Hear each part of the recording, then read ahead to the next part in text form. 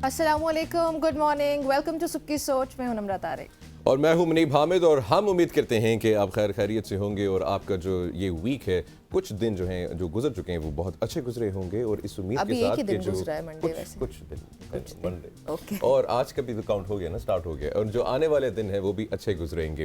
वैसे आपका जो है वीक कैसा गुजरा है? अच्छा गुजरा है, it's just It's Monday. fine. लेकिन लेकिन आई लेकिन लाइक लेकिन निम्रा, वर्किंग मंडेज एक्चुअली। गर्मी ट्रू दैट। गर्मी अब बहुत जो ज्यादा आपको है। अनसर्टेनिटी थी कि यार पता नहीं ठंड लग रही है, बहुत गर्मी सारी लग रही है ना, आर confusion यू थी। Sure about that? I think so, I am pretty sure about that. और मुझे अब यकीन आ चुका है कि गर्मी आ चुकी है और शदीद गर्मी आ चुकी है। और ये जो गर्मी है ख़वातीनो हज़रात, हम ना सिर्फ इंटरनेशनल रिलेशंस में देख रहे हैं बल्कि पाकिस्तान की लोकल जो है नेशनल पॉलिटिक्स में भी देख रहे हैं। अगर हम लोग इंटरनेशनल रिलेशंस की बात करें तो आपको पता है अभी बहुत ही अफसोसनाक खबर ये जो है कल जो हमने रिसीव की थी, जो है ईरानियन जो प्रेसिडेंट हैं, उनके जो सदर हैं वो अब जो है एक्सीडेंट में जो है हलाक हो गए उनके साथ। और पाकिस्तान की लोकल पॉलिटिक्स की भी बात की जाए तो पाकिस्तान में भी जो पॉलिटिक्स है इस वक्त शदीद गर्म है, उसका टेम्परेचर और भी बहुत temperature हाई है। और बहुत अगर high है। बात करें शायर अहमद फरहाद की, उनकी बाजियाबी की दरख्वास्त पर सेक्रेटरी दिफा और दाखिला को आज ज़ाती हैसियत में तलब किया गया। ये एक इम्पॉर्टेंट मामला है अगर इस पर गौर किया जाए। सो शायर अहमद फरहाद की बाजियाबी ये वो मामला है जो कल अदालतों में भी हमारे सामने आया है और उनकी बाजियाबी पर सेक्रेटरी दिफा और दाखिला को आज ज़ाती हैसियत में तलब किया गया। गुज़िश्ता रोज़ जो शायर अहमद फरहाद हैं उनकी बाजियाबी की दरख्वास्त पर जस्टिस मोहसिन अख्तर कयानी ने समाअत दी। जो उनके रिमार्क्स थे वो अंडर डिस्कशन है अभी भी और बहुत अहम है। सो नुमाइंदा वजारत दिफा ने अदालत को बताया कि हसास इदारे ने कहा कि हमारे पास नहीं है, यानी कि एजेंसीज ये कह रही हैं कि हमारे पास नहीं है, जिस पर अदालत का ये कहना था कि आप तहरीरी तौर पर जवाब जमा करवाएं, मैं वजीर दिफा को बुलवाता हूँ। बिल्कुल जी, इस पे जस्टिस मोहसिन अख्तर कियानी ने जो रिमार्क्स दिए हैं कि सेक्टर कमांडर की जो हैं क्या वो कोई चांद पर हैं और जो वो अब ज़ाती हैसियत में आ नहीं सकते।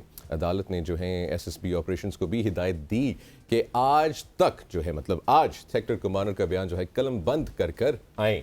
बिल्कुल। और साथ उनके ये मजीद रिमार्क्स भी थे कि सेक्रेटरी दिफा और सेक्रेटरी दाखिला को आज 3 बजे वैसे ज़ाती हैसियत में अदालत में तलब किया गया है। और अदालत ने एडिशनल अटॉर्नी जनरल को हिदायत की कि दरमियान में मगवी की जो बीवी है उनसे कोई राबता ना किया जाए। सो ये तमाम तर जो रिमार्क्स है ये इंतहाई अहम है कि आप एक कमांडर जो हैं उनको उनकी हैसियत में ही रहने दें, जो उनका काम बनता है उनको वही काम करने दें। साथ ही उन्होंने ये कहा कि जो मगवी की अहलियाँ हैं उनसे रब्ता करने की जो आप मैसेजेस भिजवा रहे हैं एक तरह से, और आप दूसरी तरफ ये कह रहे हैं कि वो आपके पास नहीं है एजेंसीज का, उन्होंने कहा। सो ये रिमार्क्स बहुत मतलब कोई ओन नहीं कर रहा है बेसिकली। अगर देखा जाए तो उन्होंने जब जो है आईजी इस्लामाबाद को भी जो है उन्होंने पूछा और जो पुलिस से भी पूछा और जो सिक्योरिटी एजेंसी से भी पूछा कि भाई बंदा कहाँ गया है, बंदा कैसे गायब हो गया है, बंदा मतलब कैसे उठा गायब हो कैसे लिए। अगर अगवा हुआ होता तो तावान की रिक्वेस्ट होती आती। उनकी जो एहलिया है उनको तो मैसेजेस आ रहे हैं कि आपने खामोश रहना है या आपने ये करना है या वो करना है, जो भी उनको रिक्वेस्ट आ रही हैं वो तो अलग तरह से मैसेजेस आ रहे हैं। सो ये भी डिस्कशन स्ट्रॉन्ग रिमार्क्स थे कल जस्टिस साहब के। और उन्होंने कहा कि अगर जो है एजेंसियां मुल्क नहीं चलाएंगी, अगर डिसाइड करना पड़ेगा कि मुल्क किसने चलाना है, ये जस्टिस मोहसिन साहब ने कहा है। और ये भी बड़े एक उनके स्ट्रॉन्ग रिमार्क्स हैं कि इनको जो है वो पेश किया जाए हर हालत में, हर सूरत में। और उन्होंने ये भी कहा था कि फॉर एग्जांपल अगर उन्हें प्राइम मिनिस्टर तक को बुलाना पड़ा तो वो बुलाएंगे, काबीना को अगर बुलाना पड़ा, जिसपे आजम नज़ीर तारड़ की भी बहुत धुआंधार किस्म की प्रेस कॉन्फ्रेंस, वो भी हम अभी आगे जाके आपसे जिक्र करते हैं उसका। सो वो प्रेस कॉन्फ्रेंस हमारे सामने आई है। तो अगर जस्टिस मोहसिन अख्तर कयानी के मुताबिक ज़रूरत पड़ी तो वज़ीर आज़म को समेत उनकी काबीना के बुलाएंगे और पूछेंगे कि बंदा कहाँ पे गया है, ये जबरी गुमशुदगी है या किसी ने अगवा किया है, बंदा कहाँ चला गया, पुलिस उसको ढूंढने में नाकाम क्यों है। और बिल्कुल कोई भी इदारा जो है मतलब इदारे ये कह रहे हैं कि हमारे पास नहीं है, तो this is a very big question. उन्होंने ये कहा ना एक रिमार्क्स में पाकिस्तानी नेशनल है, चलें ठीक है जी, जो मर्जी हो उनकी आपकी स्टेटमेंट्स जैसी पॉइंट ऑफ व्यू हो, लेकिन एक पाकिस्तानी कैसे मतलब he can disappear and then can disappear at any moment. कुछ भी हो उनकी सकता है। एहलिया जैसे बता रही हैं कि उनके घर आए जो एहलकार, उनको नहीं मालूम कि वो कौन है, उनके कैमरास वगैरह को तोड़ दिया गया और उनके शोहर को उठा कर ले गए। इनकी एक वो पोइट्री भी थी, एक पोइम भी थी जो कि बड़ी वायरल हुई भी है, और वो आप यकीनन आप सब ने सुना होगा। और उनके साथ भी जो है, और उनकी वो पोइम में जो लफ्ज़ हैं वो कुछ इस तरीके से हैं, ये आज़ादी से बोल रहा है इसे उठा लो। और एबीएन न्यूज़ का जब वो हिस्सा रहे, मुनीब आपको पता है हमारा पर्सनल इंटरेक्शन भी हुआ उनके साथ। सो बहुत एक ये अहमद फरहाद वो शख्सियत हैं जो आप कह सकते हैं कि आज़ादी is a very talented He is very individual talented और बल्कि मैं तो ये कहूँगा कि इज़ अ नेशनल एसेट और इनको जो है बहुत ही अच्छे कामों के लिए भी यूटिलाइज कर सकते हैं और भारत लेट्स होप कि जो है जस्टिस प्रिवेल करेगा और जस्टिस की बात की जाए तो इंटरनेशनल क्रिमिनल कोर्ट की जी भी बात की जा सकती है जहाँ पे उन्होंने जो है अरेस्ट वारंट्स जो हैं इसराइल के प्राइम मिनिस्टर नेतन्याहू के जो हैं वो जारी कर दी हैं और हमास लीडरान के भी वैसे हुए हैं, उनकी गिरफ्तारी के भी वारंट्स जारी हुए हैं और जराइम की आलमी अदालत ने फ़लस्तीनियों की मुबैना नस्लकुशी में मुलविस इसराइली वज़ीर आज़म नेतन्याहू समेत दीगर आला हुकाम के वारंट गिरफ्तारी जारी करने की इस्तदा की है, जिसमें उनके वज़ीर ख़ारिजा भी शामिल है। तो जो प्रोसिक्यूटर इंटरनेशनल क्रिमिनल कोर्ट करीम खान, उन्होंने ये कहा कि जंगी जराइम पर इसराइली वज़ीर आज़म और वज़ीर दिफा के वारंट गिरफ्तारी जारी किए जाएँ और उन्होंने इसके अलावा साथ ही हमास के जो रहनुमा याहिया संवार, उनके वारंट भी जारी किए जाए, ये इस्तदा की गई है। बिल्कुल और ख़वातीन और हज़रात इसके ऊपर जो है प्राइम मिनिस्टर नेतन्याहू की भी जो स्टेटमेंट्स आई हैं वो बहुत वाज़ेह हैं। उन्होंने कहा है कि कोई भी इंटरनेशनल फोरम हो, कोई इंटरनेशनल मुल्क हो जो है, कोई भी मुल्क हो या इंटरनेशनल फोरम हो, यूनाइटेड नेशंस को उन्होंने जो है, यूनाइटेड नेशंस जो कि इदारा है जिसकी रिस्पॉन्सिबिलिटी है पूरी दुनिया में पीस को मेंटेन करना, उसको ही इन्होंने एक दहशतगर्द इदारा जो है वो डिक्लेयर कर दिया है। और इसके अलावा उनकी ये स्टेटमेंट भी आई थी कि कोई भी इदारा उनको जो है अरेस्ट नहीं कर सकता और जो जेनोसाइड वो इस वक्त गज़ा, फ़लस्तीन, रज़ा जो है रफ़ा में जो कर रहे हैं, इसे कोई भी नहीं रोक सकता। This are very clear statements coming out prime minister Netanyahu और उन्होंने लिटरली इस अरेस्ट वारंट जो इन्होंने इशू हुए हैं उन्होंने फाड़ के फेंक दिए हैं। बिल्कुल, और वैसे भी अभी अगर बात करें मुनीब, तो गज़ा की जो वजारत सेहत है उसके मुताबिक गज़ा में कम से कम 35,000 से ज़्यादा फ़लस्तीनी ऐसे हैं जो कि इस वक्त शहीद हो चुके हैं। सो ये बड़ा नंबर है। और उसके बाद तो नेतन्याहू का सिर्फ international court of justice ICJ या उनका ये जो वारंट गिरफ्तारी, आई थिंक उसको फौरी तौर पे अमल दरामद होना चाहिए और उनकी गिरफ्तारी अमल में लाई भी जानी चाहिए। अभी आगे बढ़ते हुए अभी बल्कि just to add into this, इस वक्त ख़वातीन और हज़रात ये भी जानना बहुत ज़रूरी है कि कुछ लोग, कुछ सेन माइंड्स हैं जो कि इसराइल के अंदर भी हैं, जो मतलब अभी उनके अंदर थोड़ी सी इंसानियत बाकी है, वो इस वक्त प्रोटेस्ट कर रहे हैं प्राइम मिनिस्टर नेतन्याहू के अगेंस्ट, उनके खिलाफ उनका जो इस्तीफ़ा है उसका जो है मुतालबा किया जा रहा है क्योंकि दुनिया भर के सामने तो है ही कि वो एक मैसेकर कर रहे हैं, जेनोसाइड कर रहे हैं, नस्लकुशी कर रहे हैं वहाँ पे। और इस वक्त 35,000 जो आपने फिगर बताया ये ऑफिशियल है, मतलब ये वो है जो कि रजिस्टर्ड हो चुका है, मतलब जो रिपोर्ट हो चुके हैं, आप कह सकते हैं कि ढका छुपा है, जो ढका छुपा नहीं, जो सामने आ चुका है। अब इसके अलावा आप ये सोचें कि रबल के नीचे कितने लोग होंगे। अभी वो जो हॉस्पिटल्स जिनको रिपोर्ट नहीं होने दे रहे, मेरा मैस ग्रेव्स थी वो डिस्कवर हो रही हैं। तो इस वक्त मतलब इस वक्त गज़ा और फ़लस्तीन में जो है स्पेशली मुसलमानों को जो है कत्ल किया जा रहा है। और मैं सिर्फ एक चीज़ सोचता हूँ कि अगर कोई एक गैर मुस्लिम होता और दुनिया में शायद सिर्फ एक गैर मुस्लिम को कोई एक ऐसी हरकत कोई मुसलमान मुल्क करता तो यकीन करें उस पूरी दुनिया इकट्ठी हो जाती और उस मुसलमान मुल्क के ख़िलाफ़ जंग का ऐलान करती। लेकिन यहाँ पे जो है पूरी दुनिया खामोश है।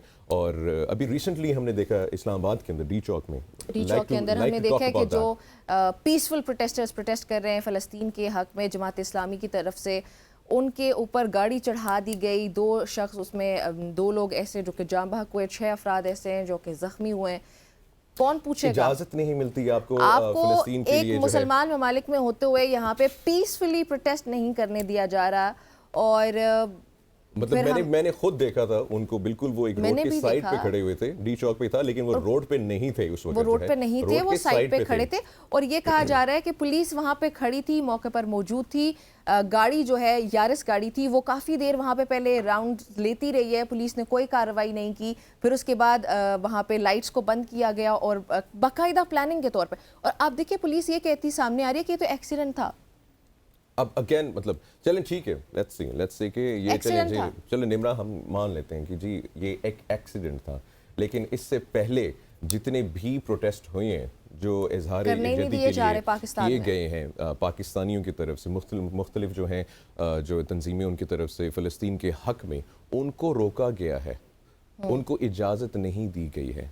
हम इस्लामिक रिपब्लिक ऑफ पाकिस्तान में हैं, यहाँ पे मेजॉरिटी मुसलमान हैं, हमारी मोहब्बत है फ़लस्तीन से, अल अक्सा से, हमारा एहसास है, हम हमारा राइट है टू प्रोटेस्ट एटलीस्ट। और अगर हमें पाकिस्तान के अंदर जो है फ़लस्तीन के लिए आवाज़ उठाने की इजाज़त नहीं दी जाएगी तो फिर बिल्कुल बिल्कुल, वैसे भी अभी आगे बढ़ते हुए जस्टिस मोहसिन अख्तर कयानी के रिमार्क्स की हम बात कर रहे थे, उस पे वज़ीर कानून आज़म नज़ीर तारड़ की प्रेस कॉन्फ्रेंस जो धुआंधार किस्म की सामने आई, उसमें वफाकी वज़ीर कानून सेनेटर आज़म नज़ीर तारड़ ने ये कहा कि वज़ीर आज़म शहबाज शरीफ ने डिजिटल मीडिया पर कानून साजी के लिए राना सनाउल्लाह की सरबराही में कमेटी बना दी है। ये तो हो गया जी डिफेमेशन लॉ। उन्होंने कहा क्या है, पहले ये सुनते हैं फिर आप। गुफ्तगू हो रही है कि हुकूमत एक बिल ला रही है जिसके साथ डिजिटल मीडिया पे जो सोशल मीडिया प्लेटफॉर्म्स हैं उनसे मुतल्लिक़ एक अथॉरिटी कायम की जा रही है। अब वो बिल जो है वो कैबिनेट ने के सामने जब पेश हुआ CCLC के बाद कैबिनेट कमेटी की क्लियरेंस के बाद, तो मैं आपसे शेयर करता चलूँ कि वज़ीर आज़म पाकिस्तान ने काबीना की मुशावरत से एक स्पेशल कमेटी कायम कर दी है जिसको हमारे जो वज़ीर सियासी अमूर हैं राना सनाउल्लाह साहब, वो कन्वीनर हैं उस कमेटी के। सिर्फ सोशल मीडिया पे सिर्फ सियासी बातें नहीं होती हैं, सोशल मीडिया के ज़रिए हेट स्पीच भी फैलती है। तो इस हवाले से ये सारी कोशिश की गई। उसको अगर कुछ हलकों से तनकीद की नज़र से देखा गया तो मैं उनसे ये इस्तदा करूँगा कि दफ़ा उस पूरे पैकेज को पढ़िएगा ज़रूर जो अथॉरिटी के बारे में। अच्छा ख़वातीन व हज़रात, यहाँ पे जो है ना एक सीनियर सहाफ़ी, उनकी ट्वीट जो है बड़ी एक इम्पोर्टेंस रखती है, इम्पैक्ट रखती है। चलें जी, ट्विटर जो है वो पाकिस्तान के अंदर जो है वो बद इखलाकी जो है वो फैला रहा है, उसका जो है यूज़ जो है वो सही नहीं हो रहा है, आपने उसको बैन करके रखा हुआ है। लेकिन जो है गवर्नमेंट ऑफ पाकिस्तान की ओन जो ऑफिशियल्स हैं VPN लगा के वही ट्विटर जो है वो यूज़ कर रहे हैं कम्युनिकेशन के लिए, मैसेजेस पास ऑन करने के लिए। How awkward is this? How awkward is that? और डिजिटल मीडिया पर वैसे भी सियासी तनकीद नहीं होती, तशद्दुद और नफरत अंगेज़ी भी की जाती है, ये कह रहा है सेनेटर आज़म नज़ीर तारड़ का। इसलिए ये डिफेमेशन लॉ कल पंजाब असम्बली में पास हुआ अपोजिशन के शोर शराबे के दौरान। सो वज़ीर आज़म ने काबीना की मुशावरत से इन कवानीन पर सियासी मुशावरत के लिए खुसूसी कमेटी बनाई है जिसके हेड ऑब्वियसली राना सनाउल्लाह को चूज़ किया गया। सो डिजिटल मीडिया पर दुनिया के कई मुल्कों में कानून साजी हो चुकी है, आज़म नज़ीर तारड़ ये कह रहे हैं। लेकिन मेरे यहाँ पे वैसे एक सिंपल सा सवाल है, ये कानून साजी हम पहली बार करने नहीं जा रहे जिसकी हमें ज़रूरत थी। ये तो पहले से भी है, 2016 में आप कर रहे हैं, 18 में आप कर रहे हैं, 22 में आप हमेशा करते आ रहे हैं। डिफरेंस कानून साजी में एंड पॉलिटिकल विक्टिमाइजेशन के अंदर जो है ना, पॉलिटिकली जो है आप उसको एज अ इंस्ट्रूमेंट यूज़ करने के लिए अपने बेनिफिट्स के लिए। हमने पाकिस्तान में देखा है कि नॉर्मली कानून बनते हैं लेकिन वो जो कानून है वो लागू सिर्फ तब ही होते हैं जब आपको जो है अपने लिए, अपने पर्सनल गेंस के लिए होते हैं। We agree. मैं मतलब मेरे अगर पर्सनल कमेंट चाहेंगे तो मैं इसमें कहूँगा जी कि सोशल मीडिया के जो लॉज एंड रेगुलेशंस हैं वो होनी चाहिए, लाजमी होनी चाहिए। The spread of miss information जो है उस पर भी होना चाहिए, डिसइन्फॉर्मेशन की भी होना चाहिए, फॉल्स फेक न्यूज़ सब कुछ के ऊपर जो है अकाउंटेबिलिटी होनी चाहिए। लेकिन निमरा, मेरा आपसे एक सवाल है, क्या ये मिस इन्फॉर्मेशन, फेक न्यूज़, झूठ स्प्रेड करने में क्या ये सबसे पहले ये सेल्फ अकाउंटेबिलिटी नहीं होनी चाहिए? बिल्कुल ऐसा ही है। अगर ये सेल्फ अकाउंटेबिलिटी पे आ जाए ना तो वो जैसे मुझे नवाज शरीफ साहब की स्पीच याद आ गई है जहां वो कह रहे मेरे साथ जुल्म और ये हुआ, वो सब हुआ, हमें पता है, वो तारीख का हिस्सा है। लेकिन सेल्फ अकाउंटेबिलिटी की भी तो कहीं पर आके बात करें, किसी ना किसी को तो ज़र्फ दिखाना पड़ेगा, खा वो PTI से, नून लीग से, पीपल्स पार्टी से।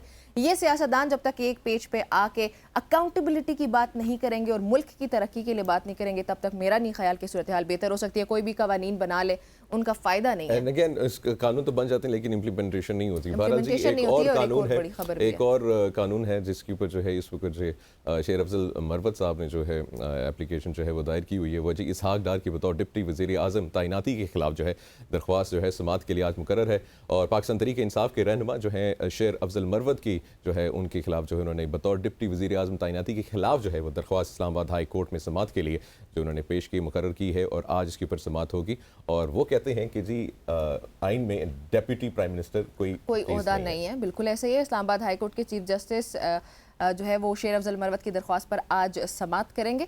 तो शेर अफजल मरवत ने वकील रियाज हनीफ राही के ज़रिए इस्लामाबाद हाई कोर्ट में यह दरख्वास्त दायर की थी और दरख्वास्त में वफाकी हुकूमत और इसके साथ ही सेक्रेटरी काबीना डिवीज़न, वज़ीर आज़म और इसहाक डार को फरीक बनाया गया। दरख्वास्त का जो मतन है, दरख्वास्त में जो कहा गया है वो ये कि इसहाक डार पहले ही बतौर वज़ीर ख़ारिजा काम कर रहे हैं। सो वज़ीर आज़म की मंजूरी से इसहाक डार की जो एक मंजूरी सामने आई थी बतौर डेप्यूटी वज़ीर आज़म तैनाती का जो नोटिफिकेशन जारी किया गया था उसको कलअदम करार दिया जाए। डेप्यूटी वज़ीर आज़म के ओहदे से आइन ने पाकिस्तान ना वाकिफ़ है। सो ये इम्पॉर्टेंट पॉइंट है। इसके लीगल पर्सपेक्टिव्स को भी देखना पड़ेगा कि वाकई तौर पर आइनी ओहदा नहीं है और क्या आइन वाकई ऐसी किसी ओहदे की ज़रूरत, And then यहाँ अच्छा पे तारीख में जो बने वो ज़रूरत थी। ज़रूरत थी। अच्छा यहाँ पे मेरा जो अभी आप जो आर्ग्यूमेंट दे रही थी ना, इसमें मेरा ये एक पॉइंट ऑफ व्यू है कि he is already the foreign minister. हाँ, वो शेर ठीक अफजल है, मरवत तो की रिक्वेस्ट एक का भी यही और मतलब है। पोर्टफोलियो की क्या ज़रूरत है। और चले मिसाल के तौर पे जो है शहबाज शरीफ साहब कहते हैं जी कि मेरे पास बहुत वर्कलोड है और मुझे जो है डिवाइड करना है, मुझे कोई डेप्यूटी प्राइम मिनिस्टर चाहिए।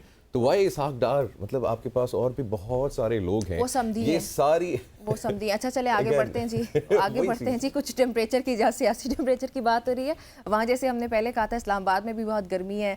गिलगित बल्तिस्तान का अगर रुख करे, केपी का रुख करे, तो ग्लेशियर से जो बनी झीलें हैं वो भी फटने का खदशा है, उसका इजहार किया जा रहा है। सो दर्जा हरारत में इजाफे के बायस गिलगित बल्तिस्तान और खैबर पख्तूनख्वा में ग्लेशियर्स पिघलने की सूरत हाल तकरीबन ये इफ़ यू रिमेंबर हमने ही इस पे शो भी किया था। तकरीबन 7 से 8 हज़ार जो हैं ग्लेशियर्स हैं नॉर्दर्न एरियाज में पाकिस्तान, जिसके क्लाइमेट चेंज की वजह से जो है they are melting at a very fast rate. और जो है अनफॉर्चुनेटली कहना चाहिए कि अगेन उस पानी को जो है रिजर्व करने के लिए या उसको कंट्रोल करने के लिए या इलाकों को सिक्योर करने के लिए जो है कोई इंतजामात नहीं किए जा रहे हैं एज वी स्पीक। और महकमा मौसमियात की जानिब से अभी तो वार्निंग भी जारी कर दी गई है।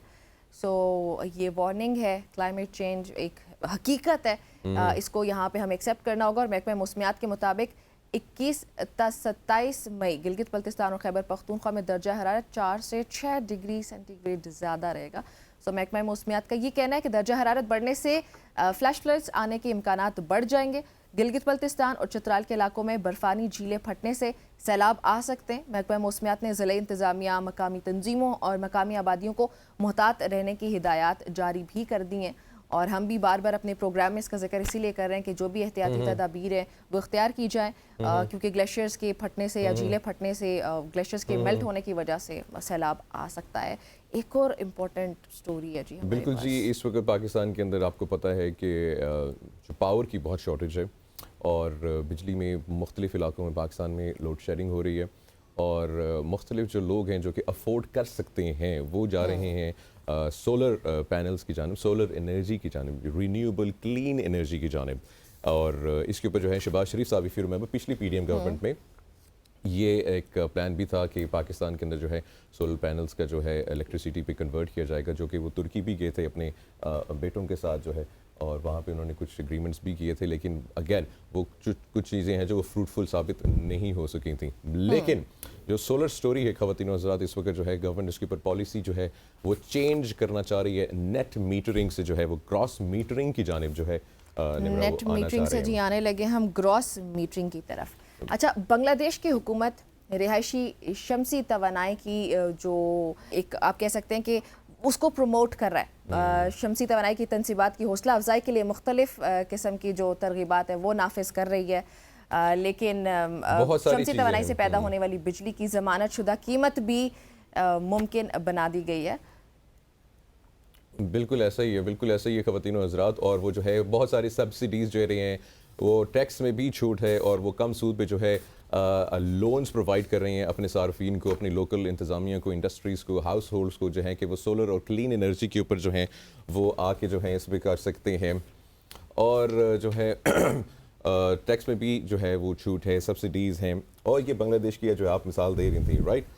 बिल्कुल ऐसे ही। अच्छा, अपने नाज़रीन के लिए कुछ सादे अल्फाज में एक्सप्लेन करते चले। आप एग्जांपल बता सकते हैं। हिंदुस्तान की भी एग्जांपल हमारे सामने भी हुकूमत ने जो है वो छत पर सोलराइजेशन के जरिए 1 करोड़ घरानों को 300 यूनिट तक मुफ्त बिजली हासिल करने के काबिल बनाने का अहद किया।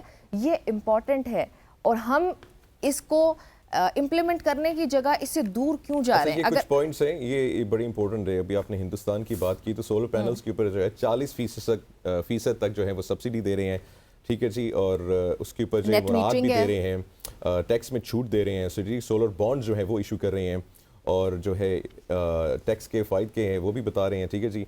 और सिफर जो है मतलब जो है लोन जो वो प्रोवाइड कर रहे हैं वो बहुत ही कम सूद के ऊपर जो है वो प्रोवाइड कर रहे हैं। बिल्कुल, ये फ़ारूक सलीम साहब का आर्टिकल है और उसमें उन्होंने बड़ा क्लियरली, बड़े वाज़े तौर पे एग्जांपल्स दी, जैसे बांग्लादेश की, हिंदुस्तान की, दीगर ममालिक की।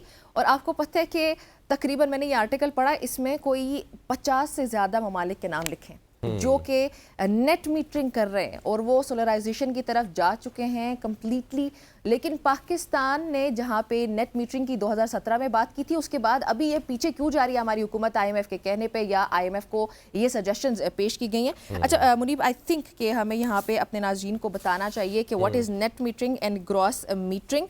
नेट मीटरिंग की जो पॉलिसी है वो 2017 में नवाज हुकूमत में ही आई थी, और इसमें यह है कि अगर ज़्यादा बिजली प्रोड्यूस होती है, अगर आप सोलर पैनल्स लगा चुके हैं अपने घर पे, ज़्यादा बिजली अगर पैदा होती है तो आप मुतल्लिका सप्लाई कंपनी को वो बिजली बेच सकते हैं। बिल्कुल ऐसा ही है। तो ये कितना एक पॉजिटिव बात है कि कंज्यूमर जो है वो बिजली हुकूमत को बेच रहा है, और हुकूमत को भी अपने ही मुल्क से खुद ही, हमारी अपनी स्टेबिलिटी है ना, और वो हुकूमत को भी सस्ते दामों मिल रही है। सो ये एक म्यूचुअल बेनिफिट है, और बदले में आपको बिल अदा नहीं करना पड़ेगा, लेकिन कम करना पड़ेगा अगर आपने ज्यादा यूनिट्स इस्तेमाल कर लिए, कम करना पड़ेगा। और जो ग्रॉस मीटरिंग है ख़वातीनो हज़रात, अब उसमें पॉलिसी बेसिकली टोटली चेंज हो जाती है, उसके ऑपोजिट है। इट्स द ऑपोजिट, मतलब जो है गवर्नमेंट जो है वो आपसे जो है आप वो यूज़ नहीं कर सकते, जो सोलर से आप प्रोड्यूस कर रहे हैं इलेक्ट्रिसिटी, वो सारी जो है वो डिस्को में जाएगी, उसकी ग्रिड में जाएगी, वो नेशनल ग्रिड में चली जाएगी। एग्जैक्टली, और फिर वो ही बिजली आपको ही बेची जाएगी महंगे दामों में।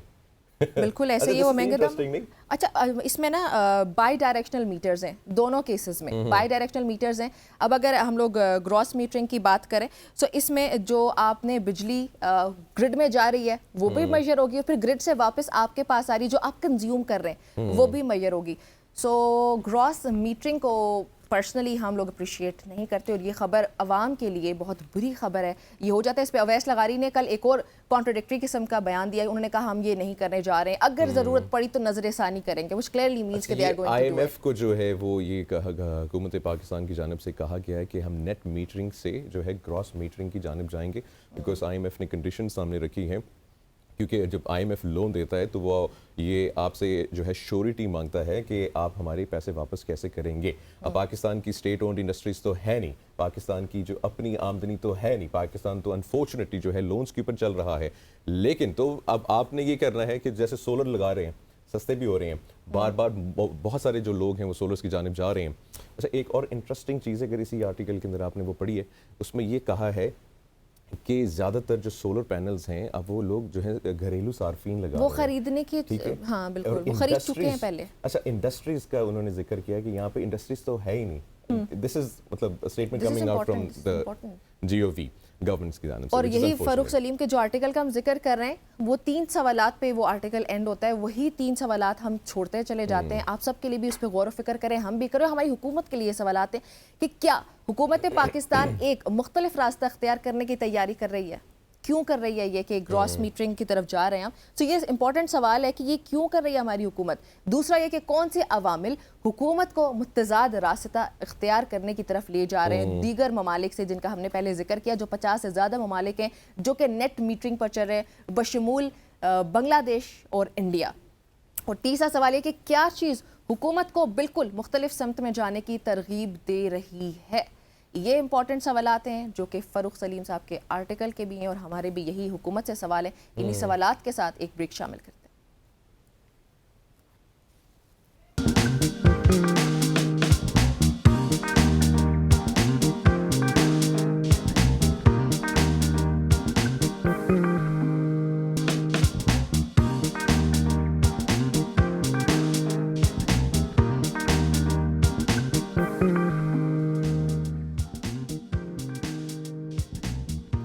Welcome back everybody. ब्रेक से पहले हम मौसम की कुछ बात कर रहे थे। पाकिस्तान के बेशतर हिस्सों में शदीद गर्मी की लहर जारी है, जिसके दौरान जिसकी वजह से पंजाब, दीगर सूबों की अगर बात की जाए, सिंध, बलूचिस्तान, तो तमाम तर सूबों में मुख्तलिफ इलाकों में आने वाले दिनों में हीट वेव के खतरे का उसका खदशा जो है वो इजहार किया जा रहा है। सो महकमा मौसमियात ने गुज़िश्ता रोज़ भी हीट वेव अलर्ट जारी किया था, और अलर्ट के मुताबिक दर्जा हरारत बतदरीज इजाफा होगा। और जैसे ब्रेक से पहले मैंने मुनीब जिक्र किया था कि सिर्फ अगर खैबर पख्तूनख्वा की बात करें कुछ इलाकों की, सो गिलगित बल्तिस्तान वगैरह में भी 4 to 6 डिग्री सेंटीग्रेड ज़्यादा रहेगा, और आइंदा 10 रोज़ के दौरान भी 50 डिग्री सेंटीग्रेड से तजावुज़ करने का इम्कान है ज़्यादातर इलाकों में। बिल्कुल जी, इस वक्त पूरे पाकिस्तान में एक जो है हीट वेव है, और उसके बारे में जो है मज़ीद जो है इन्फॉर्मेशन लेते हैं, और हमें ज्वाइन करेंगे डॉक्टर अली जो मेडिकल स्पेशलिस्ट भी हैं, उन्हें खुशामदीद कहते हैं। उनसे पूछते हैं कि क्या जो सेफ्टी जो है इस पर जो है अपनानी चाहिए, और किस तरीके से है जो है हीट वेव से बचा जा सकता है। डॉक्टर साहब अस्सलाम वालेकुम। जी वालेकुम अस्सलाम। और राइट, डॉक्टर साहब के साथ हमें ज्वाइन किया हमारे ब्यूरो चीफ लाहौर उमर दराज गोंदल, उनको भी खुशामदीद कहते हैं। उमर भाई अस्सलाम वालेकुम, गुड मॉर्निंग। जी वालेकुम सलाम जनाब, गुड मॉर्निंग। अच्छा, सबसे पहले मैं उमर भाई आपसे स्टार्ट करना चाहूँगा, हीट वेव जो है उसके बारे में महकमा जो है हमारी जो मेट्रोलॉजिस्ट डिपार्टमेंट है उन्होंने जो है जो अलर्ट्स हैं वो इशू कर दिए हैं। अब इस पे जो लेटेस्ट अपडेट्स आपके पास क्या हैं, फिर हम डॉक्टर साहब के पास जाते हैं। अच्छा, इस तरह से है कि आज चूंकि 21 तारीख है तो अब जो बताया गया है आज से 27 तारीख तक यानी एक जो हफ्ता है, इस हफ्ते के दौरान बताया गया है कि पंजाब में बिलखुसूस हीट वेव का खदशा मौजूद है। और हीट वेव का मतलब ये होगा कि दर्जा हरारत में मामूल से ज्यादा इजाफा हो सकता है। और बताया गया है कि पंजाब के जो बड़े शहर हैं और जो मैदानी इलाके हैं और खासकर जनूबी पंजाब में के जो मुख्तलिफ अजला हैं वहाँ पे गर्मी की शिद्दत में इजाफा हो सकता है। और इसकी वजह से अब जाहिर है कि खदशात भी मौजूद हैं। पंजाब भर के जो तमाम अस्पताल हैं उनको अलर्ट कर दिया गया है कि अगर कोई ऐसी सूरत हाल पैदा होती है कि शहरियों को उसका सामना करना पड़ता है तो उससे बचा जा सके।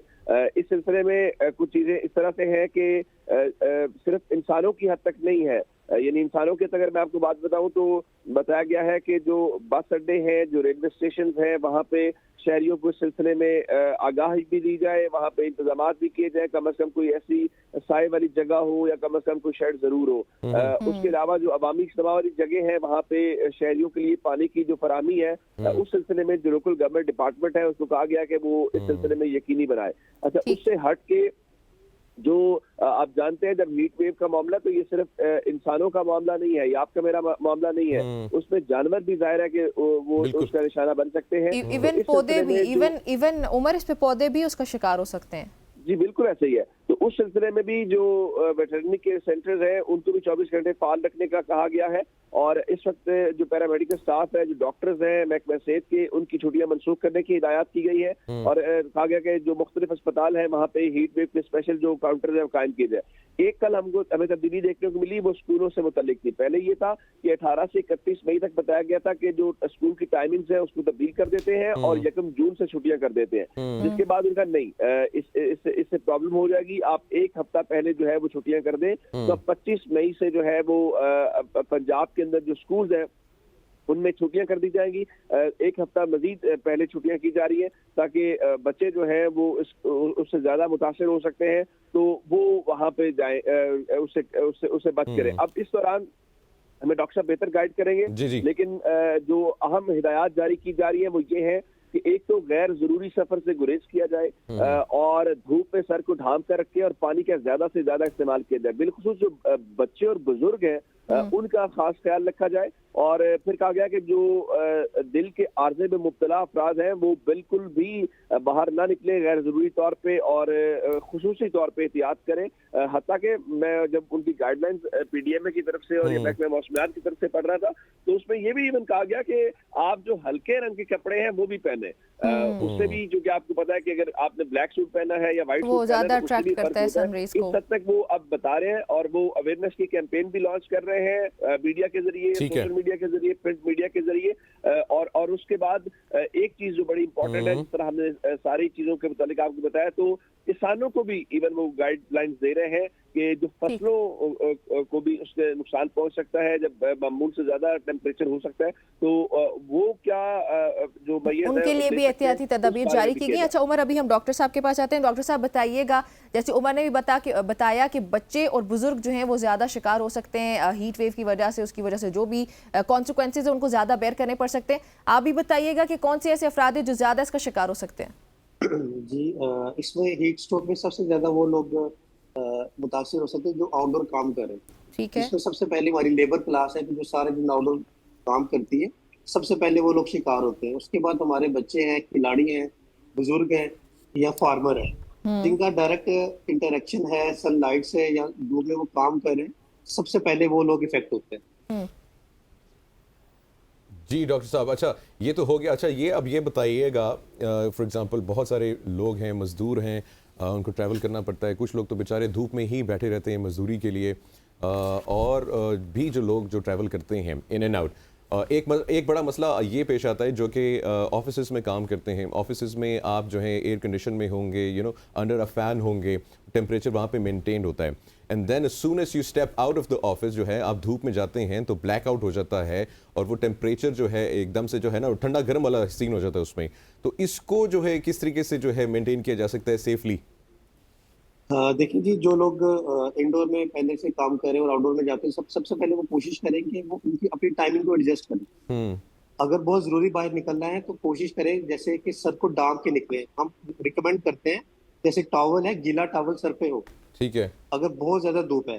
उसके अलावा इसकी अलावा का बेसिकली कंसेप्ट का पता होना चाहिए कि ये बेसिकली हीट स्ट्रोक है क्या।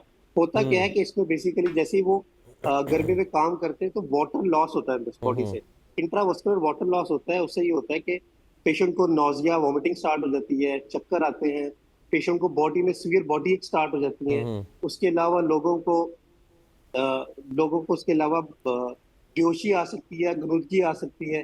तो सबसे पहले तो इन चीजों का लोगों को अवेयरनेस होनी चाहिए कि अगर ये मुझे अलामत आ रही है तो ये कोई और वजह नहीं है, ये बेसिकली हीट स्ट्रोक की वजह से हो रहा है। ठीक है। तो ऐसी अलामत की सूरत में सबसे पहले तो उसको एक ठंडी जगह पे ट्रांसफर होना चाहिए। अगर वो बेहोशी होगी तो फौरन अस्पताल जाना चाहिए, गनुदगी तो अस्पताल जाना चाहिए।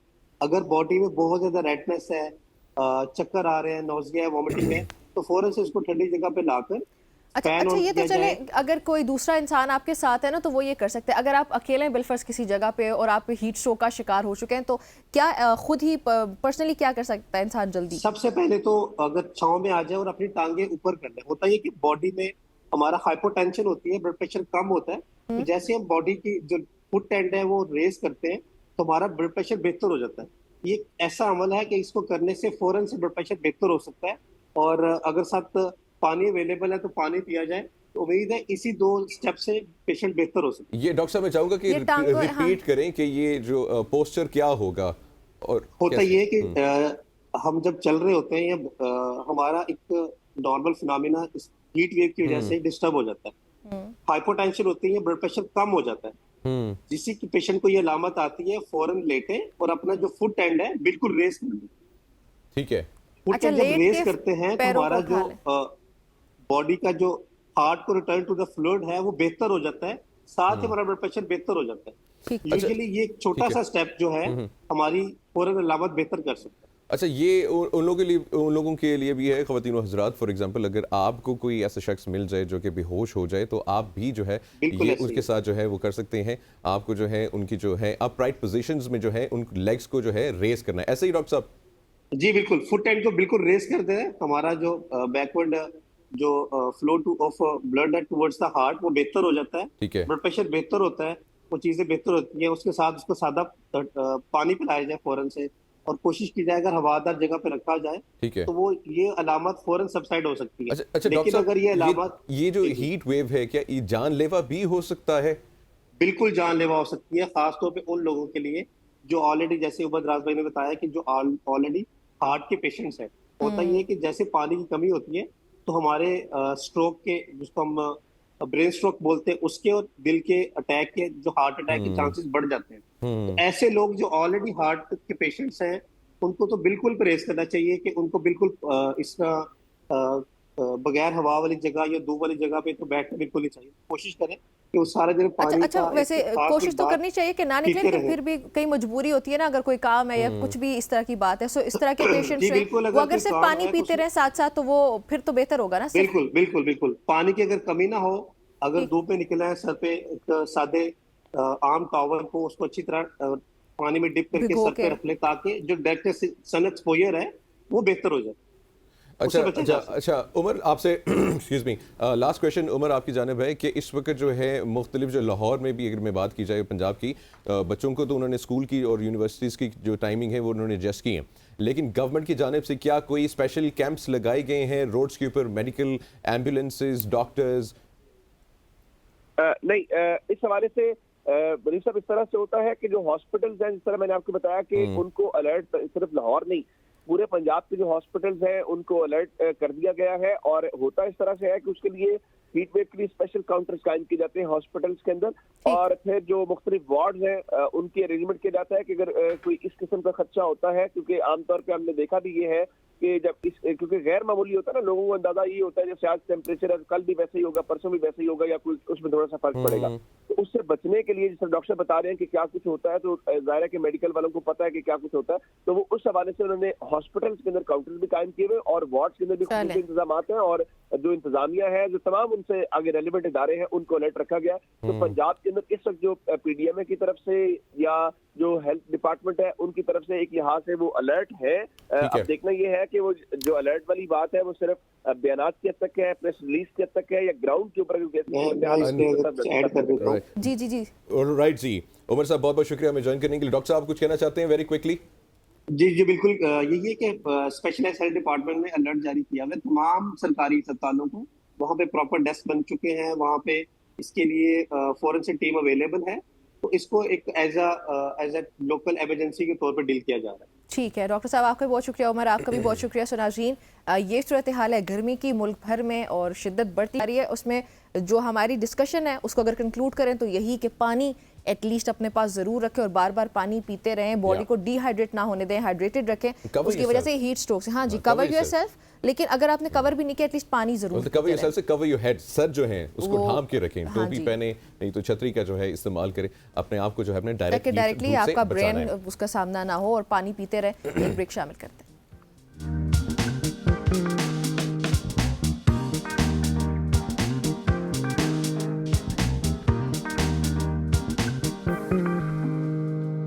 अभी लीडर बनाने आपकी हुकूमत ने इजाजत नहीं दी थी उस टाइम? जी देखिए, उस टाइम तो उसके प्लेटलेट्स गिर रहे थे, खुदा ना ख्वास्ता यही की नहीं थी कि असल में गिर रहे हैं। देखिए, अगर डॉक्टर्स कह रहे थे या जो बोर्ड बना था उन्होंने कहा कि फिर आप कहना है कि उनका लंदन जाना जस्टिफाइड है।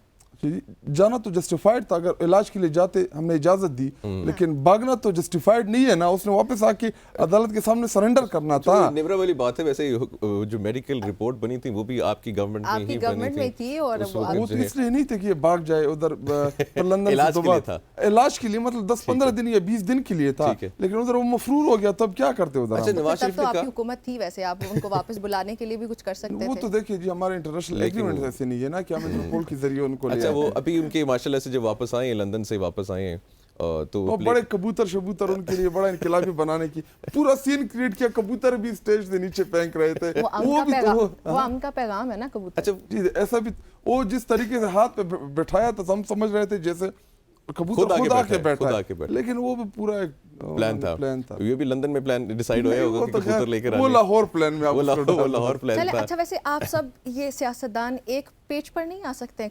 कभी सोचा है इस बारे में कि एहतजाज करना बंद करें? क्योंकि नवाज शरीफ की बात करें तो उनकी अपनी एक तारीख है, आप लोगों की अपनी तारीख है। सो अगर सब मिल के एक तारीख पे रोते ही रहेंगे तो मामलात कब हल होंगे पाकिस्तान के? यही बात जो है ना। देखिए, मैं इस पे मैं अगर आपको मुझे कमेंट करने दे, हमारा उनके साथ नजरियाती एक इख्तिलाफ है, और वो हमारे ऐसे उसूल हैं कि हम एक साथ नहीं चल सकते उन लोगों के साथ।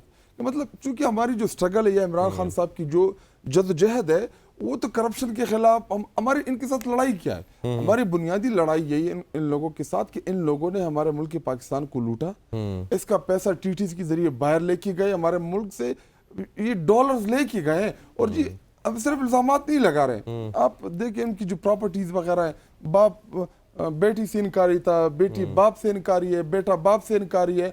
और ऑनियर प्रोग्रामों में उन्होंने कहा कि जी मेरे तो लंदन में क्या, दुबई में भी कोई अपार्टमेंट्स नहीं है। अभी जी वो दुबई वाले आ रहे हैं, अब उसमें भी देखिए कि उसमें क्या क्या। अगर आप लोगों का नजरियाती इख्तिलाफ भी है तो ये हकीकत है ना। अगर PMLN की बात करें, किसी भी अभी वो हुकूमत में, तो अगर आप लोगों को नजरियाती इख्तिलाफ भी, इसका मतलब ये है कि आप लोग कभी भी एक पेज पे नहीं आएंगे, कभी भी बात नहीं करेंगे। नहीं, इन चीजों की पर हम उनके साथ नहीं आ सकते। अच्छा, 2013 की सियासत उनके खिलाफ 2013 की बात करते हैं। नवाज शरीफ जब वो खान साहब के पास गए थे बनी गाला, और जब वो ये कहते हैं कि खान साहब की रिक्वेस्ट के ऊपर मैंने रोड भी जो है ना फौरन रोड भी बना दी थी उनके लिए स्पेशल। ठीक है, अच्छा, एक जेब से बनाया था क्या? बनी गाला में सिर्फ इमरान खान रहता है, सिर्फ एक ही घर है। कहते हैं उन्होंने रिक्वेस्ट की थी रोड बना दो यार।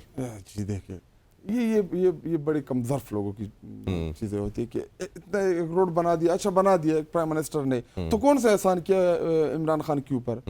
क्या सिर्फ इमरान खान का घर था बनी गाला में? अभी मैंने अपने डिस्ट्रिक्ट में 350-400 किलोमीटर का रोड बनाए हैं। मैं यामीन गंडापुर साहब से रिक्वेस्ट करूंगा एज अ चीफ मिनिस्टर कि जी ये 1 किलोमीटर या 2 किलोमीटर का रोड को इधर बना दें, क्योंकि ये एहसान भी रिडिकुलस है।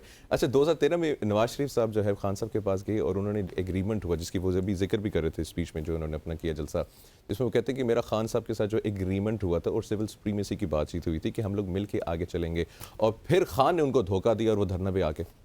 जी देखिए, हमारी डिमांड क्या थी 2013 में कि 4 हल्के खोले। जी देखिए, चूंकि इमरान खान साहब जो थे 2013 के इलेक्शन में, आपको पता है कि वो गिर गए थे स्टेज से जी, वो जख्मी हो गए थे।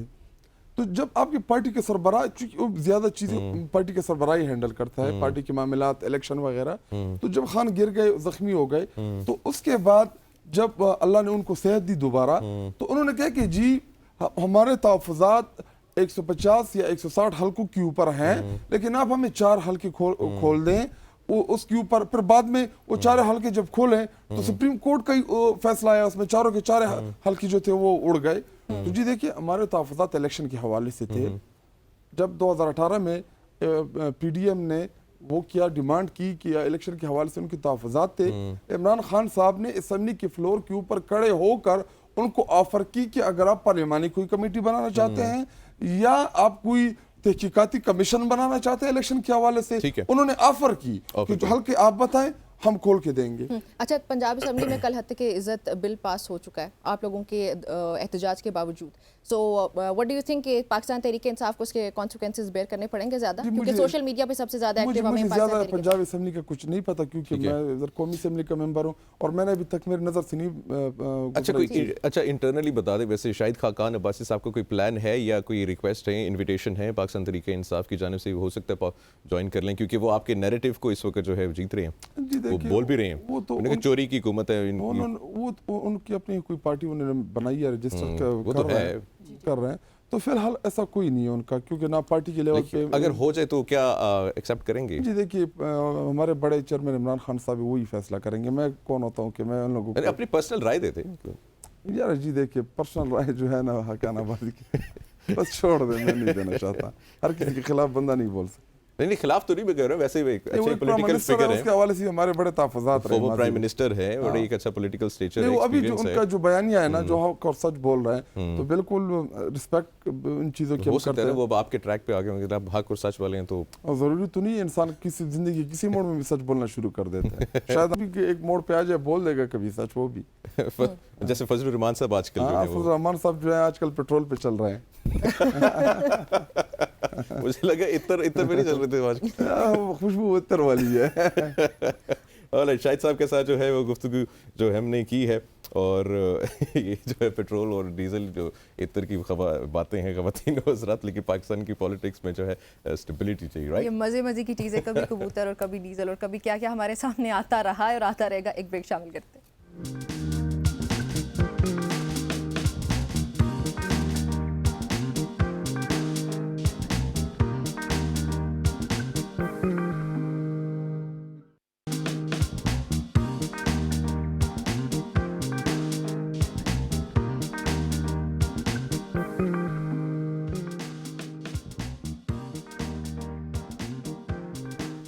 Welcome back everybody. बहुत सारे रोज हो गए हमने क्रिकेट की बात नहीं की, मेरी सांस रुक गई थी आपकी। क्रिकेट की बात करते तो आजकल वैसे सांसें रुक जाती हैं। जी, पाकिस्तान और इंग्लैंड के दरमियान पहला T20 मैच कल खेला जाएगा। कौमी क्रिकेट टीम वर्ल्ड कप से कबल अपनी आखिरी सीरीज खेल रही है, जिसके बाद कौमी टीम अमेरिका के लिए उड़ान भरेगी। कौमी टीम में किन खिलाड़ियों को जगह देने की जरूरत है और किन खिलाड़ियों को आराम करना चाहिए? मैं तो कहता हूं सबको आराम करना चाहिए जी। ये फिर भी बहुत अहम सवाल है। पाकिस्तानी ओपनर्स को जो मसाइल दरपेश हैं उसके बारे में भी बात होगी, जबकि आयरलैंड के खिलाफ पहले मैच में कौमी टीम की खस्ता हाली परफॉर्मेंस देख के, उनकी जो हालत थी वो इंतहाई बुरी थी, वो देख के हमारे जहन में मजीद सवालात भी आ रहे हैं। सो ये तमाम तर सवालात हैं। अभी हमें हसनैन ने ज्वाइन किया और साथ में किसने ज्वाइन किया? जी, ये हसनैन लियाकत जी हमारे स्पोर्ट्स एंकर हैं, और हमें ज्वाइन किए द ग्रेट लेजेंडरी शुएब जट साहब। उनको तो मेरे ख्याल से किसी तारुफ के जो है मुताज नहीं है, उन्हें खुशामदीद कहते हैं। शुएब भाई अस्सलाम वालेकुम। वालेकुम सलाम, आपको भी, निमरा को भी और हसनैन को भी। ऑलराइट हसनैन, आपको भी अस्सलाम वालेकुम, गुड मॉर्निंग। क्या हाल चाल है आपके? से ठीक है आपकी? सबको गुड मॉर्निंग। और शुएब भाई का अच्छा, बड़े हमारे साथ मौजूद है ना। अच्छा शुएब साहब, आपसे पहले सवाल आपसे करूंगा। अभी ना मैंने ये खोला हुआ है यहाँ पे ना, पाकिस्तान और इंग्लैंड का मैच जो है कल जो होना है, और विन प्रोबेबिलिटी जो है मुझे अभी से जो है वो शो कर रहा है, और इंग्लैंड की विन प्रोबेबिलिटी 65 है। अभी मैच स्टार्ट भी नहीं हुआ, अभी टॉस भी नहीं हुआ, टीम का ऐलान भी नहीं हुआ, लेकिन इस वक्त जो 65% चांसेस है जो इंग्लैंड मैच जीतेगा। मतलब कि वो बायस्ड है। अच्छा, ये जिन्होंने पोल बनाया उन्होंने शायद आयरलैंड में पाकिस्तान की परफॉर्मेंसेस देखी नहीं थी, वरना शायद ये 65 से भी आगे हो जाता। निम्रा बिल्कुल सही इंटरप्ट कर रही है कि कल बारिश भी मैच में भी इंटरप्ट करती रहेगी, और जब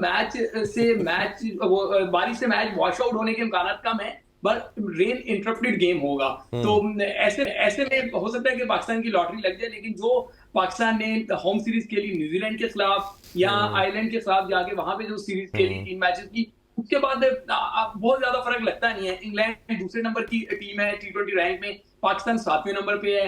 लेकिन अच्छी बात यह है कि पाकिस्तान के मोहम्मद रिजवान और बाबर आजम जो है वो टॉप 10 बैटर्स में मौजूद हैं, लेकिन वहां पे भी 2 बैटर्स उनके भी टॉप 10 में मौजूद हैं। दूसरे नंबर पे भी उन्हीं का बैटर इंग्लैंड का मौजूद है। इसी तरीके से अगर बॉलर्स में देखें तो वहां भी उनके आदिल रशीद और टॉपले जो हैं वो 2 बॉलर वहां पे मौजूद है। तो रैंकिंग में तो हमारी एंट्री है, लेकिन हम मॉडर्न क्रिकेट से बहुत दूर हैं, और यही बड़ा अनफॉर्चुनेट है। इसी वजह से पोल जो है 65% मैं समझता हूँ कब उनकी तरफ जा रहा है, अभी से शो कर रहा है। अच्छा शुएब भाई, हसनैन की जाने जाने से पहले एक और जो है ना वो सवाल ये है कि हमने देखा न्यूजीलैंड की पाकिस्तान आई थी टीम, उनकी बी थी या सी टीम थी या जो भी थी, फिर हम लोग आयरलैंड से भी जो है इतनी शानदार परफॉर्मेंस की है।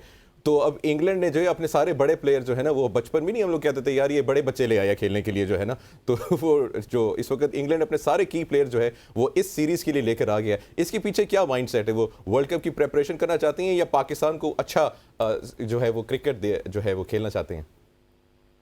मुनीब देखिए, इस टाइम मामला ये है कि तमाम टॉप टीमें जो हैं वो अपनी फुल तैयारी को जो है वो आखिरी मराइल में चेक करना चाहती हैं। आपको पता है कि पाकिस्तान जो है वो वर्ल्ड कप में जब जाएगा तो उसको वार्म अप मैच भी जो है वहां पे नहीं मिलेगा, क्योंकि वो इंग्लैंड के खिलाफ सीरीज देख रहा होगा। तो कोई भी टीम अब चांस नहीं लेना चाहती, वो कहते हैं जितने मैच मिल जाए उतने एक्सपेरिमेंट्स करने हैं वो कर लें, हमने जो है वो जो कॉम्बिनेशन आजमाने हैं वो आजमा लें, अपने तमाम जो एरर्स हैं उनको रिमूव कर लें। अनफॉर्चुनेटली पाकिस्तान में अनफॉर्चुनेटली ये है कि अभी तक ये इनका माइंडसेट ही नहीं तय हुआ कि इन्होंने किस टाइप की क्रिकेट खेलनी है। अभी तक ये इसमें तय है किसको ओपन कराएं, किसको ओवर कराएं, किसको बिठाएं, किसको लाएं, और अभी भी जोड़ तोड़ चल रही है कि फलां वाले को जरा पाकिस्तान से बुलवा लिया जाए। तो ये जब माइंडसेट होता है तो फिर टीमें बहुत कम उठती हैं। अल्लाह करे सीरीज का आगाज है, हम अच्छी बातें करते हैं कि अल्लाह करे कुछ अच्छा हो जाए, बट ट्रैक रिकॉर्ड रिसेंट पास का देखते हुए कुछ अच्छे की उम्मीद रखनी नहीं चाहिए। बिल्कुल ऐसे ही है। अभी मैं हसनैन की जानिब आती हूँ। हसनैन, जो मैंने इंट्रो में सवाल पूछा था कि कौन से प्लेयर्स हैं जिनको सीरीज के लिए जाना चाहिए और कौन से प्लेयर्स हैं जिनसे रेस्ट करवानी चाहिए, व्हाट डू यू थिंक? देखिए निम्रा, जिस तरह शुएब ने बात की बिल्कुल ठीक बातें की, लेकिन ये सवाल तो आपने मुझसे किया ना, ये बेसिकली हम पिछले 6-7 महीने से में हो गया, शुएब जट साहब हो गए, हम बाबर आजम को याद दहानी करवाना चाहते हैं कि आपका आगे सर पे वर्ल्ड कप है और आपने वर्ल्ड कप की तैयारी कर ली है। लेकिन अनफॉर्चुनेट है, जिस तरह आप अब देखिए ना कि वर्ल्ड कप की कैंपेन स्टार्ट होने वाली है, और वर्ल्ड कप की कैंपेन से पहले हम 18 रुकनी दस्ता लेके पहले आयरलैंड पहुंचे, वहां पे पहले मैच में हमें अजीमत का सामना करना पड़ा, फिर हम रवाना हुए। उनमें से 3 लोग अब मेरी खबर के मुताबिक ड्रॉप होने जा रहे हैं, जिसमें सलमान अली आगा हैं, हसन अली हैं और इरफान नियाजी हैं। अगर इनको ड्रॉप ही करना था तो फिर हसन अली को आपने हसन अली को आपने आयरलैंड में मैच क्यों दिया? फिर अबरार आपकी टीम में मौजूद हैं, अबरार आपकी वर्ल्ड कप की प्रायोरिटीज में है, लेकिन अबरार को आपने न्यूजीलैंड के खिलाफ पहला T20 आई दिया, उसके बाद वो न्यूजीलैंड के खिलाफ भी नहीं खेले, आयरलैंड जैसी टीम के खिलाफ भी अबरार को नहीं खिलाया गया। अब क्या पता अबरार को इंग्लैंड में खिलाया जाएगा, नहीं खिलाया जाएगा। ऊपर से वर्ल्ड कप आपके सर में है, शादाब की जो बॉलिंग फॉर्म है वो आपके सामने है, क्योंकि हमने शादाब से हमें 3 से 4 ओवर चाहिए, वो अच्छे चाहिए जहां पे आके वो रन रोके और विकेट्स लें। लेकिन जो निम्रा आपने सवाल किया ना, ये $1 मिलियन क्वेश्चन है। अभी तक ये बाबर आजम को, वहाब रियाज को और किसी को पता ही नहीं है कि उनकी प्लेइंग 11 क्या होगी, वो किसको लेके जाएंगे। हाँ, ये जरूर पता है कि उनके जो 6-7 करीबी लोग हैं वो वहां पे होंगे। फिर ओपनिंग के हवाले से बहुत ज्यादा खदशात हैं कि अब शायद साइम अयूब को ड्रॉप करके बाबर आजम और मोहम्मद हसनैन, ये कोई इनडिसाइसिवनेस है, टीम डिसाइड नहीं कर पा रही है, या इसके पीछे भी वही जो हमारे सामने आते हैं कि पॉलिटिसाइज हुआ? बताइए, क्या ये मामला है? देखिए, ये जानबूझ के किया जाता है, ये जानबूझ के किया जाता है ताकि किसी तरह से अपने जो करीबी लोग हैं उनको अकोमोडेट किया जाए और अपने करीबी लोगों को जो है सहारा देने के लिए अबरार को आप साइड लाइन पे कर दें, आप जो डिजर्विंग प्लेयर हैं उनको साइड लाइन पे कर दें। तो ये अपने करीबी दोस्त जो हैं ये उनकी वजह से किया जाता है कि आप चीजों को एम्बिग्विटी में रखते हैं और at the end of the day आप देखेंगे कि जब वर्ल्ड कप आपके सर पे आ जाएगा तो उस वक्त आपको वही 7-8 प्लेयर नजर आएंगे जो 2021 में भी पाकिस्तान टीम में मौजूद थे, 2022 में भी मौजूद थे और 2023 और 2024 में भी मौजूद थे। क्योंकि जब चीजें आप ज्यादा तवज्जो इस पे देते हैं कि मेरे दोस्त यार टीम में अकोमोडेट होंगे, इस पे नहीं देते कि पाकिस्तान का क्या होगा, तो आप फिर यही देखेंगे कि वर्ल्ड कप में वही टीम मोर और लेस होगी। क्योंकि हम कोई भी तजुर्बा करते हैं ना, हम उसको खुले दिल से नहीं करते, हम खुले दिल से उसको एक्सेप्ट नहीं। यही वजह है कि जब हम तजुर्बात करते हैं तो हाफ पार्टी तजुर्बा करते हैं, उस बंदे को ना उसकी स्लॉट पे जगह देते हैं, अगर जगह दे दे तो जो ओपनर है उसको 5वें नंबर पे जगह देते हैं, जो स्पिन बॉलर है उससे 4 ओवर्स का कोटा नहीं करवाते, 2 ओवर्स करवाते हैं, जो अपना करीबी दोस्त है उससे 2 की बजाय 4 करवाते हैं। वही बात है कि दोस्तियां यारियां निभाई जा रही हैं, दोस्तियां यारियां। शोएब, जैसे हसनैन ने बताया कि दोस्तियां यारियां निभाई जा रही हैं और एक्सपेक्टेड यही है कि ये पाकिस्तान के लिए ये जो इंग्लैंड के साथ सीरीज है ये वार्म अप मैचेस के तौर पर यूज होंगी। सो जो टीम अभी इंग्लैंड के साथ जाएगी वही एक्सपेक्टेड होगा कि वर्ल्ड कप में भी जाती है। सो ये दोस्तियां यारियां निभाई जाएंगी तो ये सीरीज भी हम हारेंगे और ये 65% जो अभी बता रहा है, आई थिंक वर्ल्ड कप के लिए भी यही होगा, राइट? निवरा, ऐसा ही है, पाकिस्तान को जब पहला T20 मैच खेलना है उससे पहले ही पाकिस्तान को वर्ल्ड कप के स्क्वाड का ऐलान भी करना है। ज्यादा से ज्यादा ये कर सकते हैं कि उस इवनिंग तक जो है वो वर्ल्ड कप के स्क्वाड के ऐलान को रोक सकते हैं, वरना इनको ये स्क्वाड का ऐलान करना ही करना है। और अनफॉर्चुनेटली मुझे ये कहना पड़ेगा कि ये पाकिस्तान 11 इसको ना नाम दे, इसको पाकिस्तान टीम का नाम ना दे, इसको बाबर 11 का नाम दे, क्योंकि बाबर आजम की मर्जी चल रही है। चीफ सिलेक्टर कोई नहीं ऐलान किया गया, लेकिन अनफॉर्चुनेटली अनअनाउंस चीफ सिलेक्टर जो है वो बाबर आजम ही है। वही बाबर आजम जिन्होंने 2023 की टीम अपनी मनमानी से सिलेक्ट की थी वर्ल्ड कप खेलने के लिए इंडिया में, सबने हशर देखा। अब इब्रार अहमद की भी हसनैन ने बात की है, हम पाकिस्तान कब से ये बात कर रहे हैं कि इब्रार अहमद जो है वो आपका ट्रम्प कार्ड होंगे, वो आपका एक्स सेक्टर होगा। अनफॉर्चुनेटली बार बार मुझे ये लफ्ज इस्तेमाल करना पड़ रहा है कि इब्रार अहमद को आपने वर्ल्ड कप के प्लान में रखा हुआ था और वर्ल्ड कप से पहले उनसे सिर्फ 8 ओवर्स करवाए हैं। आप अंदाजा लगाएं कि वर्ल्ड कप खिलाने लेके जा रहे हैं एक लड़के को और अब ये सीरीज को हम तैयारियों की सीरीज कह देते हैं। तो इससे पहले आयरलैंड था, वो आयरलैंड में आपने उनको मैच नहीं खिलाया, न्यूजीलैंड में 2 मैचेस में उनको मौका दिया, उसके बाद जो है बाकी आप देख सकते हैं सब किस तरीके से रहा। तो ये बड़ा अनफॉर्चुनेट है कि पाकिस्तान टीम जो है वो पाकिस्तान टीम नहीं है। बाबर आजम के आगे क्रिकेट बोर्ड ने घुटने टेके हुए हैं, बाबर आजम के सामने चीफ सिलेक्टर हो तो है ही नहीं, खैर सिलेक्शन कमेटी ने घुटने टेके हुए, हालांकि बड़े बड़े नाम है, उनसे बड़ी परफॉर्मेंस। शोएब भाई यहाँ पे एक सवाल जो एक जनरल मतलब एक नेशनल क्वेश्चन में कह सकता हूँ इसको कि ये क्यों जो है घुटने टेके हुए हैं बाबर, इतना मतलब ऐसा क्या फिगर है वो कि जो है पीसीबी जो है उसके सामने झुकी हुई है, सारी सिलेक्शन उसके सामने झुकी हुई है। देखिए मुनीब, बाबर आजम की स्टोरी बतौर कप्तान खत्म हो चुकी थी।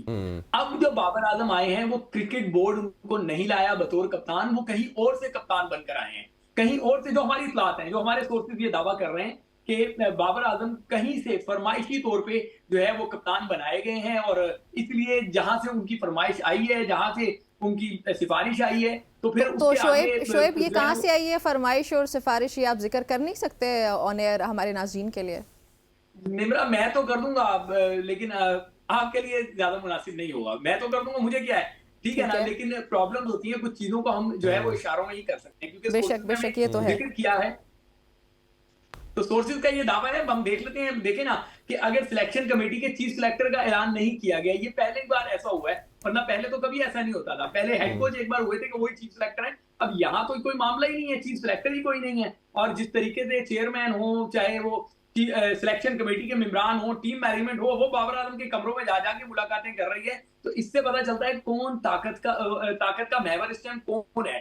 हमें इससे कोई सरोकार नहीं है, आप बाबर आजम को चेयरमैन क्रिकेट बोर्ड बना लें, लेकिन हमें कामयाबी चाहिए, कौम को कामयाबी चाहिए। अगर बाबर आजम को चेयरमैन क्रिकेट बोर्ड बनाने से कामयाबी मिलती है तो हाथ जोड़ के तो हम लोग चेयरमैन बना दें। हसनैन, बाबर आजम को चेयरमैन ही बना देते हैं फिर? सर ये जो शोएब भाई ने बात की ना कि हमें कामयाबी चाहिए, तो मेरा ख्याल है कि पाकिस्तान में बहुत कम ऐसी जर्नलिस्टों की कबील रह चुकी है कि जिसको कामयाबी चाहिए, जिसमें शोएब भाई भी हैं, भी हूँ। लेकिन हमारे यहाँ बाबर आजम को शायद कप्तान इस वजह से भी बनाया गया, मैं शोएब भाई की बात थोड़ा सा आगे लेके चलूंगा। आजम है ना वो तमाम तर तनकीद का निशाना बन जाते हैं, और फिर जो स्केप गोट है ना वो बाबर आजम को ही शायद इस वजह से बनाया जाएगा, लेकिन बाबर आजम बनेंगे नहीं क्योंकि वो बहुत पावरफुल है, उनका फैन क्लब बड़ा पावरफुल है। मैं तो कल एक ट्वीट भी की थी, शोएब भाई ने उसको पता भी है कि हमारे यहाँ जो साफी है ना वो साफत कम करते हैं, और बाबर आजम के फैंस होते हैं वो इस वजह से कि बाबर आजम का फैन क्लब ज्यादा है, बाबर आजम का जो कंट है वो ज्यादा है, और इसी वजह से मेरा ख्याल है कि जो शोएब भाई ने इशारा किया वो हम टीवी पे नहीं बता सकते, यहाँ पे आपको प्रॉब्लम्स हो जाएंगी, लेकिन ये बिल्कुल इशारा ठीक है और इसी वजह से उनको कप्तान भी बनाया गया। और एक बहुत बड़ी रीजन मैं आपको बताता चलूं कि अपने ऊपर से तमाम तर जो उंगलियां हैं मीडिया की, लोगों की उंगलियां, उनको भी साइड पर करने के लिए बाबर आजम को कप्तान बनाया गया, क्योंकि उनको पता है कि अगर बाबर आजम जीतेगा तो वाह हो जाएगी, बाबर आजम हारेगा तो लोग हमारी तरफ नहीं देखेंगे, बाबर आजम की तरफ देखेंगे, इसी को सब कुछ कहेंगे। तो ये भी एक बहुत बड़ी वजह है बाबर आजम को वापस कप्तान बनाने। अच्छा, बाबर आजम के अलावा शोएब भाई आपसे मैंने एक और सवाल है, मुझे जो पर्सनली बड़ा बहुत एतराज़ है एक स्पेसिफिक प्लेयर की सिलेक्शन के ऊपर। मैं उसको कोई मतलब डिस्क्रिमिनेशन नहीं कर रहा हूँ, लेकिन एक स्पोर्ट्स है, क्रिकेट है ना, उसमें फिटनेस की एक डिमांड होती है, दैट इज़ आजम खान। और मुझे नहीं समझ आती कि एक अनफिट प्लेयर जो है वो स्पोर्ट्स कैसे खेल सकता है, वो भी नेशनल रिप्रेजेंटेशन। यार देखिए बात सुने, अभी जो आयरलैंड में उनकी परफॉर्मेंसेस थी वो सबके सामने है, पीएसएल में जो उनकी परफॉर्मेंसेस थी वो सबके सामने है, नेशनल टी20 में जो उनकी परफॉर्मेंसेस है वो सबके सामने है। अगर आजम परफॉर्म नहीं करेगा तो मुनीब मैं भी आपके साथ खड़ा होकर ये बात करूंगा, बट अब जब उसको मौका दिया है तो ये इंग्लैंड की सीरीज जो है वो सब गलाई खोल देगी। देखिए मैं एक बात बता दूं कि हर टीम के पास वाइल्ड कार्ड इस सूरत में होता है कि वो इंजरी को जवाब बना के प्लेयर चेंज कर लेते हैं, ठीक है ना। ये कोई हार्ड एंड फास्ट रूल नहीं है कि जो ऐलान हो गया उसी ने वर्ल्ड कप खेलने, सरप्राइज एंट्रियां होती रहती हैं। बहुत सारे खिलाड़ियों को पता ही नहीं चलता, मैंने खुद इंटरव्यूज किए हैं, वो कहते हैं हमें पता ही नहीं चला, हमें बताया गया कि आप अनफिट हैं लिहाजा आप घर जा रहे हैं, तो दूसरा प्लेयर आ जाता है। तो अगर कोई परफॉर्म नहीं करेगा तो उसको रिप्लेस करने का अभी भी पाकिस्तान या तमाम दीगर टीमों के पास भी मौका होता है कि वो इंजरी के नाम पे प्लेयर्स को चेंज कर देते हैं। सवाल ये है कि हमारा बड़ा अनफॉर्चुनेट मामला ये है कि हमारे जो बड़े नाम हैं, जो बड़े जरूर हैं नाम सही है ना, लेकिन परफॉर्मेंस बड़ी नहीं दे पा रहे। दूसरी टीमों के बच्चे भी आगे इतनी अच्छी परफॉर्मेंस दे रहे हैं, तो वर्ल्ड कप मेगा इवेंट है। मैं ये समझता हूं कि बाबर आजम को जितनी पावर दी है उनको बिठाया जाए, उनको कहा जाए कि आप इन पावर को 100 के साथ मल्टीप्लाई कर दें, हम आपको तमाम पावर और दे देते हैं, बट हमें खुदा का वास्ते परफॉर्म तो करके दें। बिल्कुल बिल्कुल ऐसे 10वां इवेंट होगा ये जो हम बाबर आजम की भेंट चढ़ा देंगे। बिल्कुल ऐसे ही है। एक और इशू भी है ना शोएब के, ओपनिंग के बहुत सारे इश्यूज, हमारी टीम को बहुत लंबे अरसे से, जैसे आपने कहा कि कितने सारे इवेंट्स हो चुके हैं जो बाबर आजम के नाम हो चुके हैं, उसमें ओपनिंग सबसे पहले हमें दिखाई देती है कितनी ज्यादा वीक कॉम्बिनेशन। क्या मसला कॉम्बिनेशन, वो सारे मसाइल भी, अगर सिर्फ पर्टिकुलरली अभी ओपनिंग की बात करें। निम्रा देखिए, निम्रा बड़ा अनफॉर्चुनेट है, सिर्फ हम ओपनिंग को क्यों रो रहे हैं, हमारा मिडिल ऑर्डर कौन सा सेट है, हमारा मिडिल ऑर्डर भी परफॉर्म नहीं कर रहा, हमारा लोअर ऑर्डर नहीं है, बॉलिंग नहीं है, कुछ भी नहीं है ऐसे तो। मैं निम्रा वही कह रहा हूँ कि हमारा लोअर ऑर्डर परफॉर्म नहीं कर रहा, मिडिल ऑर्डर परफॉर्म नहीं कर रहा, टॉप ऑर्डर परफॉर्म नहीं कर रहा, दूसरी टीमों के ये सारे शोबे काम कर रहे हैं, हमारा बॉलिंग ऑर्डर काम नहीं कर रहा, दूसरी टीमों के बच्चे अच्छी अच्छी बॉल करा रहे हैं, हमारे बड़े बड़े नाम, अब जाके शाहीन रिदम में आया है, ठीक है ना, उससे पहले शाहीन भी ऑफ कलर नजर आ रहे थे, हारिस राउफ तो आपकी रन मशीन है, वो इंजरी की वजह से अब देखें अनफिट है लेकिन उनको लेने के साथ घूम रहे हैं, ठीक है। इसी तरीके से हमारा प्रॉब्लम ही यही है कि हमने मैरिट का कत्ल किया है, मैरिट के कत्ल की वजह से जो आप दोस्ती यारी गैंग आपने बना रखा है, कभी भी गैंग्स जो हैं वो कामयाबी नहीं समेटती, कामयाबियां हमेशा टीमों को मिलती हैं, और टीमें वो होती हैं जो मेरिट पे सिलेक्ट होती हैं। हमारे यहाँ तो मेरिट का मजाक उड़ाया हुआ है, धज्जियां उड़ाई हैं, तो हम कैसे जीत की बात कर लें। दुआ मैं जरूर करता हूँ कि अल्लाह करे कोई मिरेकल हो जाए, कोई आसमानी मदद इनको हासिल हो जाए, अदरवाइज वो कहते हैं ना कि इन तिलों में कितना तेल है वो नजर आ रहा है। अच्छा, लास्ट में कमेंट लेना चाहूंगा हसनैन आपका, वर्ल्ड कप सर पे है, कॉम्बिनेशन रेडी नहीं है, ओपनिंग नहीं है, मिडिल ऑर्डर नहीं है, बॉलर सेट नहीं है, टीम के अंदर पॉलिटिक्स है, ग्रुपिंग है, कैसे जाएंगे आगे, कैसे खेलेंगे ये लोग?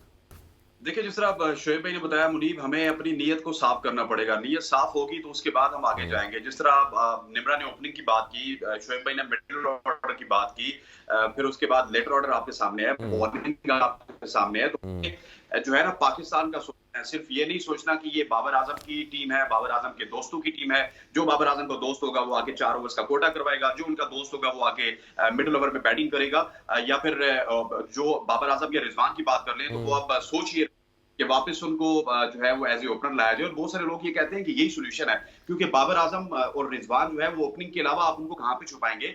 तो अरे भाई, ये बात मैं हो गए, शोएब भाई हो गए, इस तरह के लोग हम पिछले 1.5-2 साल से कर रहे हैं कि T20 में अगर आप उनको ओपनिंग में छुपाने के लिए खिला रहे हैं तो फिर उनको उनकी तो टीम में जगह नहीं बनती, क्योंकि ओपनिंग में आपको पता है कि आजकल ऐसे ओपनर आ चुके हैं जो कि 170 के स्ट्राइक रेट से खेलते हैं, 165 के स्ट्राइक रेट से खेलते हैं। लेकिन अनफॉर्चुनेट है कि बाबर आजम हो गए, रिजवान हो गए, इनका जो स्ट्राइक रेट है वो इंटरनेशनल में तो अभी भी जो है वो 130 135 का है। सो नीयत को साफ करना पड़ेगा। पाकिस्तान की सोचनी होगी, अगर आप पाकिस्तान की सोचेंगे तो तब जाके मामला ठीक होंगे। अगर वही सोचेंगे कि नीयत को साफ करना होगा हसनैन, और उसके अलावा टीम में भी बहुत सारी सफाई करनी होगी, उसके बाद ही जाके कुछ हो सकता है। परफॉर्मेंसेस हमारे सामने हैं। हसनैन और शोएब, आप दोनों का बहुत शुक्रिया हमें ज्वाइन करने के लिए।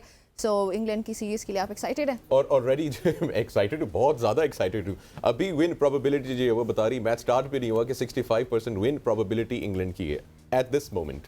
और उसकी कमजोरियां जो हैं वो वजूहात क्या हैं वो भी हमने डिस्कस किए हैं। सो आई थिंक हमारी टीम को भी अब यहाँ पे जाके एटलीस्ट पोलिटिसाइज करना और ये सारी चीजें करना, यूनिटी होनी चाहिए। ब्रेक लेनी है लोगों ने, वो मैं कहना चाहता हूँ कोई बात नहीं, किंग बॉब्जी कर लेगा। ब्रेक लेते हैं।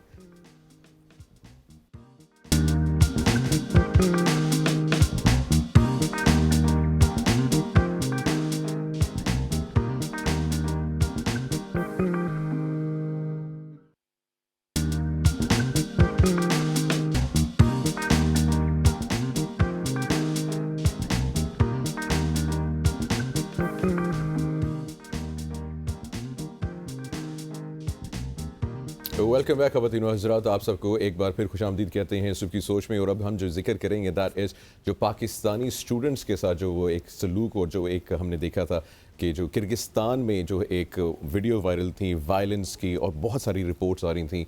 और आज जो है हम ये जानने की कोशिश करेंगे कि जो पाकिस्तानी मेडिकल स्टूडेंट्स हैं असल में उनको क्या मतलब ज़रूरत पड़ती है कि वो यहाँ से जो है किर्गिस्तान जाके जो है वो करते हैं। राइट, बिल्कुल ऐसे ही। और वो सिर्फ वैसे नहीं जाते, वो हज़ारों डॉलर्स देते हैं, हज़ारों डॉलर्स देकर मेडिकल की तालीम हासिल करने पाकिस्तानी तलबा जो है वो किर्गिस्तान की मुतनाज़े यूनिवर्सिटीज़ का रुख क्यों करते हैं। और ये मुतनाज़े का वर्ड जो है इस पे मैंने एम्फेसाइज इसलिए किया क्योंकि बहुत सारी यूनिवर्सिटीज़ से पहले ब्लैक लिस्ट हो चुकी हैं। सो किर्गिस्तान के दारुल हुकूमत बिश्कीक में जुमे की शब डंडों और लाठियों से लेस मुजाहिरीन ने पाकिस्तानियों समेत दीगर गैर मुल्की तलबा के हॉस्टल्स में वो दाखिल हुए, तोड़ फोड़ की। उसके साथ साथ मुतअद्दिद गैर मुल्कियों समेत कम अज़ कम 14 पाकिस्तानी ऐसे तलबा हैं जिनको ज़ख्मी किया गया है। सो कशीदगी बेसिकली शुरू उस वक्त हुई जब किर्गिज़ तलबा की पाकिस्तान और मिस्री तलबा पर मुश्तमिल ग्रुप के साथ लड़ाई की वीडियो सोशल मीडिया पर वायरल हुई। और कहा यह जा रहा है कि पाकिस्तानियों ने वो वीडियोस जो कि मिस्री और लोकल्स की लड़ाई की थी वो टिकटॉक पे अपलोड करके वायरल कर दी थी, और फिर लोकल्स जो है वो तैश में आके हॉस्टल्स में दाखिल हुए। So Kyrgyz medical colleges blacklisted हैं। वो क्यों ब्लैक लिस्ट हुए? University of Central Asia Bishkek के साबिक रेक्टर डॉक्टर सोहेल नकवी दावा करते हैं कि चंद पाकिस्तानियों की जानिब से किर्गिस्तान में मेडिकल कॉलेजेस खोले गए हैं। और डॉक्टर सोहेल नकवी का ही ये अंदाज़ा है कि ये पूरा बिजनेस है, और ये बिजनेस तकरीबन 50 से 100 मिलियन डॉलर्स सालाना के लगभग है। आप सोचें कि 50 से 100 मिलियन डॉलर्स सालाना के लगभग है। और बिल्कुल जी 2020 के जो है के आखिर में भी पाकिस्तान मेडिकल काउंसिल की जानिब से किर्गिस्तान के तमाम जो इतने मेडिकल यूनिवर्सिटीज़ को जो है वो ब्लैक लिस्ट कर दिया गया था, जैसे कि अभी निमरा ने भी बताया है। और लाखों जो है डॉलर और रिश्वत लेके जो है ब्लैक लिस्ट यूनिवर्सिटीज़ में जो है पाबंदी जो है हटाई जाने का भी इंकशाफ जो है वो किया गया है। और उसमें हमारे चेयरमैन HEC का नाम भी है कि जो ब्लैक लिस्टेड मेडिकल कॉलेजेस है इनको हटाया गया ब्लैक लिस्ट से। और HEC के चेयरमैन डॉक्टर मुख्तार अहमद जालसाजी में मुलविस एक अहम किरदार निकले हैं।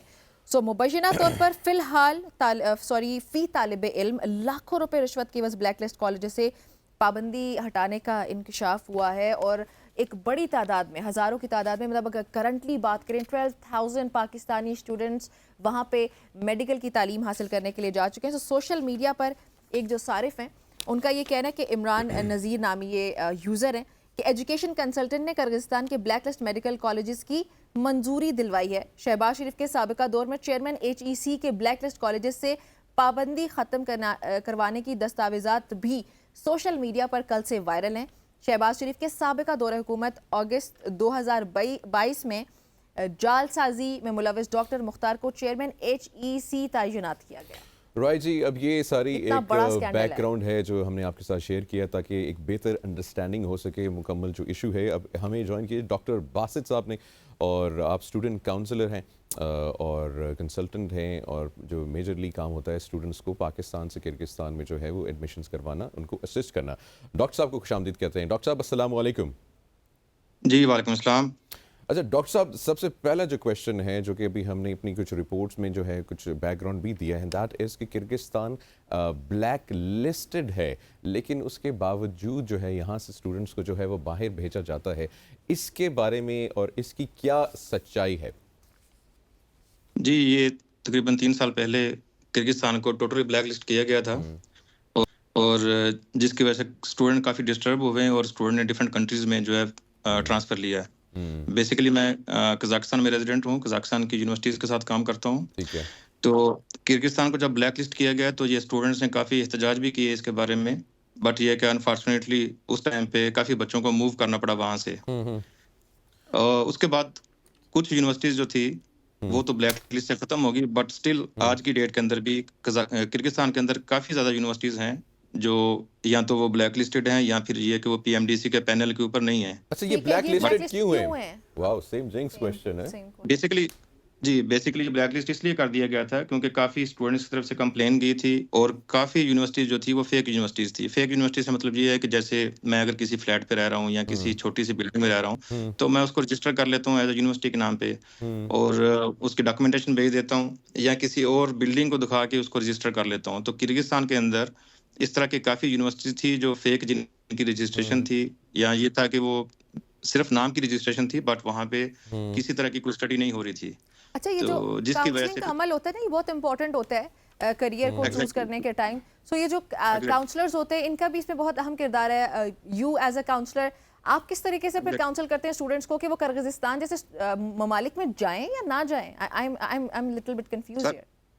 जी बिल्कुल। बेसिकली मैं इस चीज़ में सिर्फ जो कंसल्टेंट होते हैं, मैं नहीं कहूँगा कि सिर्फ उन्हीं की गलती है। नो डाउट 70% गलती बिल्कुल कंसल्टेंट की होती है, बट जो पेरेंट्स होते हैं वो भी इन चीज़ों को नहीं देखते। फॉर एग्जांपल किर्गिस्तान की हिस्ट्री है, ये मैं किसी कंट्री को बुरा नहीं कहना चाहता, बट किर्गिस्तान की ये हिस्ट्री है कि हर 5 ईयर के 4 साल के बाद या 5 साल के बाद कोई ना कोई दंगा फसाद वहाँ पे हो जाता है। ठीक है।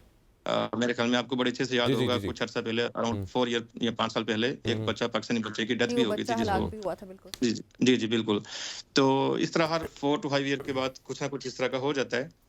पेरेंट्स आजकल तो बहुत अच्छा सिस्टम है, आप हर चीज़ को एक चीज़ को चेक कर सकते हैं, बल्कि अभी जो पेरेंट्स होते हैं या स्टूडेंट्स हैं वो हमसे ज़्यादा एक्टिव होते हैं। वो हमसे पहले दिखा देते हैं कौन सी यूनिवर्सिटी पीएमडीसी में रजिस्टर्ड है, कौन सी यूनिवर्सिटी WHO में रजिस्टर्ड है, और कंट्री के कैसे हालात हैं। बट स्टिल क्या होता है कि कुछ पेरेंट्स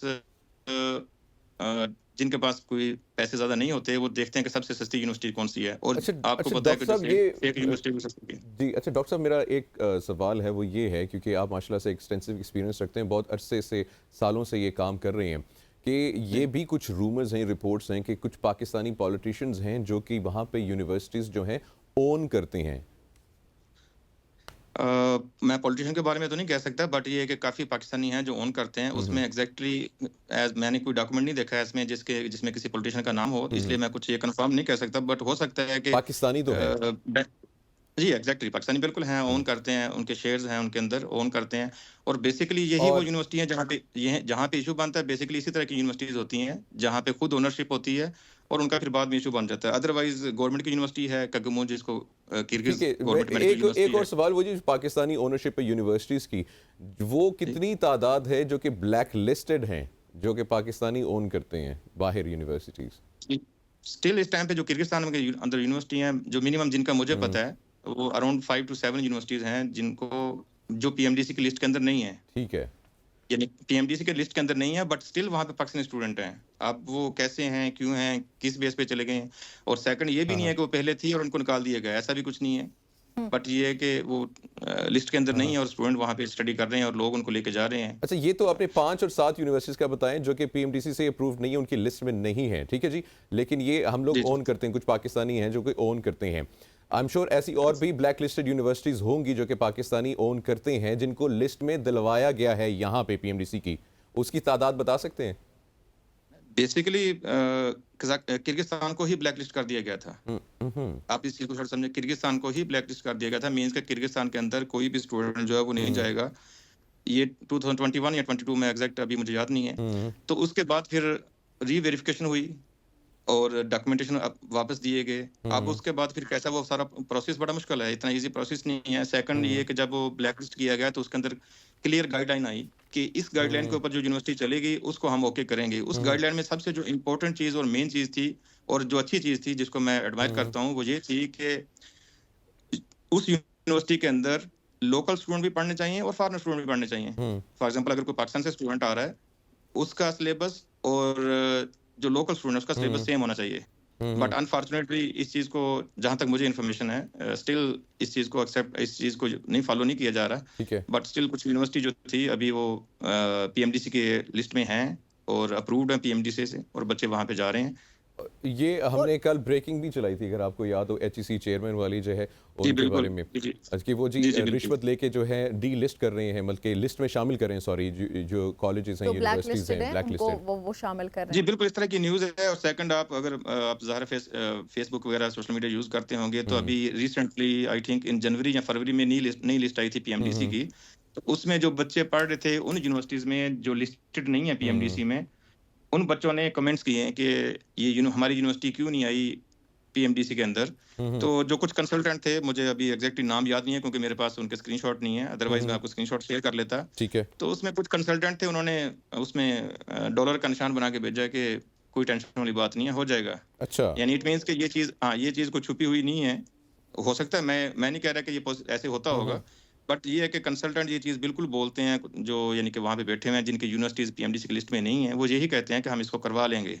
ठीक, अच्छा, ये चेयरमैन एचईसी का भी जैसे नाम आया ना कि वो डी लिस्ट करवाते हैं या जिस तरीके से भी वो अगर ब्लैक लिस्ट कोई है तो ये किया कैसे जाता है और फिर एचईसी के बैनर तले ही वो स्टूडेंट्स वापस बाहर जाते हैं और जाके तालीम हासिल करते हैं, इसका मैकेनिज्म क्या है और इसको मैनेज कैसे किया जाता है? अनफॉर्चुनेटली ऐसा कुछ नहीं है, कोई चेकिंग नहीं है। पाकिस्तान से कौन सा बच्चा आ रहा है, कब आ रहा है, किसी यूनिवर्सिटी में आ रहा है, अनफॉर्चुनेटली इस तरह की कोई चेकिंग नहीं है। जो भी बच्चे बाहर आते हैं उनका कोई चेक एंड बैलेंस नहीं है और बस बच्चा एडमिशन लेता है, कोई भी यूनिवर्सिटी एडमिशन देती है और बच्चा आ जाता है। और बच्चे जो होते हैं ना उनको तो शायद उनको या आपने पहले पेरेंट्स का भी नाम लिया था, सो कल मैंने एक जगह पे आर्टिकल पढ़ा कि जो पेरेंट्स होते हैं उनको तो पता ही नहीं होता ना मुल्क के बारे में भी, ऑल्दो उनको करनी चाहिए रिसर्च, लेकिन उनको पता नहीं होता। वो सिर्फ ये देखते हैं कि कुछ डॉलर जो है वो हमें सस्ता पड़ रहा है, पाकिस्तान में तालीम बहुत महंगी है। सो क्या यही वजह है कि जिसकी वजह से पेरेंट्स भी बड़ा रिलैक्स होकर अपने बच्चों को भेज देते हैं? जी, मैं यहाँ पे कुछ थोड़ी सी चीज़ें दूसरी भी बोलूँगा जिनसे लोग हर्ट होंगे। इसमें कुछ तो बिल्कुल आप सही कह रही हैं कि पेरेंट्स जो जैसे कुछ बैकवर्ड्स एरियाज हो जाते हैं वहाँ पे पेरेंट्स को नहीं पता होता है, ये बिल्कुल ठीक बात है। सेकंड ये होता है कि जो बच्चे वहाँ पे गए हुए हैं, उसमें कुछ बच्चे इस तरह के होते हैं जो खुद ये बिजनेस करते हैं। फॉर एग्जाम्पल मैं किर्गिस्तान में आ गया हूँ, एग्जाम्पल दे रहा हूँ जस्ट। अब मेरी कज़न है या मेरा कोई साथ में नेबर्स है, अब मैं उनको बुलाऊंगा और मैं ये नहीं देखूंगा कि मेरी यूनिवर्सिटी रजिस्टर्ड है या नहीं है, मुझे सिर्फ उसमें से $500 $1000 बचना है और उसके पीछे मैंने उसकी लाइफ जो है उसको बर्बाद कर देना है। तो इस तरह के आप जितने भी देखेंगे, अभी लोग भी सुन रहे होंगे, आप देखेंगे कि मोस्टली स्टूडेंट्स जो वहाँ पे गए हुए हैं वही अपने कजन को, अपने नेबर्स को वहाँ पे लेके गए हैं। नो डाउट अच्छी चीज़ है, अगर आप अच्छी यूनिवर्सिटी में लेके जा रहे हैं तो बहुत अच्छा कर रहे हैं, फायदा कर रहे हैं। बट ये कि, और सेकंड ये कि वो ऐसा भी नहीं होता कि वो हेल्प कर रहे होते हैं, उसमें से पैसे बना रहे होते हैं। यानी मतलब हर बंदा अपने एंड पे बिजनेस कर रहा है, चाहे वो एचईसी हो या फिर। अच्छा डॉक्टर साहब, हमारे पास 1 मिनट है, मैं चाहूँगा इसको यूटिलाइज करें और आप जो है आवाम से मुखातिब होकर बताएं कि कोई भी स्टूडेंट अगर बाहर जा रहा है उसको किन किन चीज़ों का जो है वो ख्याल रखना है। जी, स्पेशली पाकिस्तान से अगर आप जा रहे हैं तो उसमें स्पेशली आपने ये चीज़ देखनी है कि वो यूनिवर्सिटी जो है वो पाकिस्तान मेडिकल काउंसिल से रजिस्टर्ड है या नहीं है। और ये कोई इतना बड़ा मुश्किल काम नहीं है। इन केस अगर आपको इंटरनेट यूज़ नहीं करना आता है तो आप पीएमसी में फ़ोन करें, पीएमडीसी में फ़ोन करें, वो क्लियर आपको लिस्ट दे देती हैं, या उनकी लिस्ट किसी भी दूसरे, और हमेशा चेक करें, किसी एक कंसल्टेंट से कभी बात ना करें, ऐड ना करें, 5, 10, 15, 20 लोगों से कंसल्ट करें जब आप बच्चे को भेज रहे हैं, फर्स्ट चीज़। सेकंड, आपके लिए $1000 $2000 जो है वो बच्चे से ज़्यादा इंपॉर्टेंट नहीं है। जब भी आप भेजें, आप उस कंट्री की सिचुएशन देखें किस तरह की है, उस कंट्री की हिस्ट्री देखें किस तरह की है। अगर वहाँ पे इस तरह के कोई इंसिडेंट होते हैं तो बिल्कुल अपने बच्चे को रिस्क ना लें, ना भेजें। और काफ़ी इस तरह के केसेस हैं जो बच्चे आए हैं और विदिन 2-3 डेज फिर वापस चले गए हैं क्योंकि इन कंडीशंस को देख के। और थर्ड, मैं आपके थ्रू अभी एक रिक्वेस्ट करना चाहता हूँ कि गवर्नमेंट जो होती है हमेशा गवर्नमेंट क्या करती है कि ऐसी चीज़ों के बाद एक्शन लिया जाता है और एक्शन लेने से क्या होता है कि वो सारी यूनिवर्सिटीज़ को ब्लैक लिस्ट कर देती है। I am very sorry to say कि ऐसा करने से नुकसान ना तो किसी कंसल्टेंट का होगा, ना उस कंट्री का होगा, ना उस यूनिवर्सिटी का होगा। नुकसान होगा सिर्फ पाकिस्तान का होगा, नुकसान हमारे बच्चों का होगा जो बच्चे वहाँ पढ़ रहे होते हैं। कोई भी न्यू लॉ या कोई भी न्यू रूल्स अगर आप बना रहे हैं तो वो करंट से स्टार्ट करें। ये ना करें कि जो बच्चे पहले फॉर एग्जांपल अभी जो बच्चे वहाँ पे पढ़ रहे थे, जो 5th ईयर में डिग्री अभी ले रहे हैं, अगर ये उनको उसको ब्लैक लिस्ट करते हैं उस कंट्री को या उस यूनिवर्सिटी को, तो बच्चों के लिए बहुत बड़ा मसला बन जाएगा। यानी उनके 5 साल जो है वो ज़ाया हो जाएंगे, उनके पास कोई दूसरी ऑप्शन नहीं होगी। आप बिल्कुल रूल बनाएं, स्ट्रिक्ट रूल बनाएं, लेकिन वो आज से स्टार्ट करें, कल से स्टार्ट करें, लेकिन उनका न्यू ख्याल सेशन रखा से जाए कि start किसी का लॉस भी ना हो और उसमें प्रोटेक्शन Exactly. भी हो स्टूडेंट्स की। डॉक्टर बासित साहब बहुत बहुत शुक्रिया हमें ज्वाइन करने के लिए। एक अहम और अनफॉर्चुनेटली जी पीएमडीसी के अंदर जो है ये स्टेटमेंट्स आ रही हैं कि जी पैसे दे के रिश्वत दे के जो है डी लिस्ट किया भी जा रहा है और लिस्ट में ऐड भी किया जा रहा और है। जो आप जिक्र करें इस जालसाजी में मुलव्वस chairman HEC doctor Mukhtar commission mafia के मरकजी किरदार निकले। ये कल ब्रेकिंग न्यूज़ एबी न्यूज़ पर चली भी थी, इस पर भी हमने डिटेल डिस्कशन भी किया। ये आई थिंक सबसे ज़्यादा अफसोसनाक बात है कि चेयरमैन एचईसी का इस तरीके से इतने बड़ी स्कैंडल पे नाम आना और उसके कॉन्सिक्वेंसेस भी हम लोग देख रहे हैं। यहाँ पे एक ब्रेक शामिल करते हैं।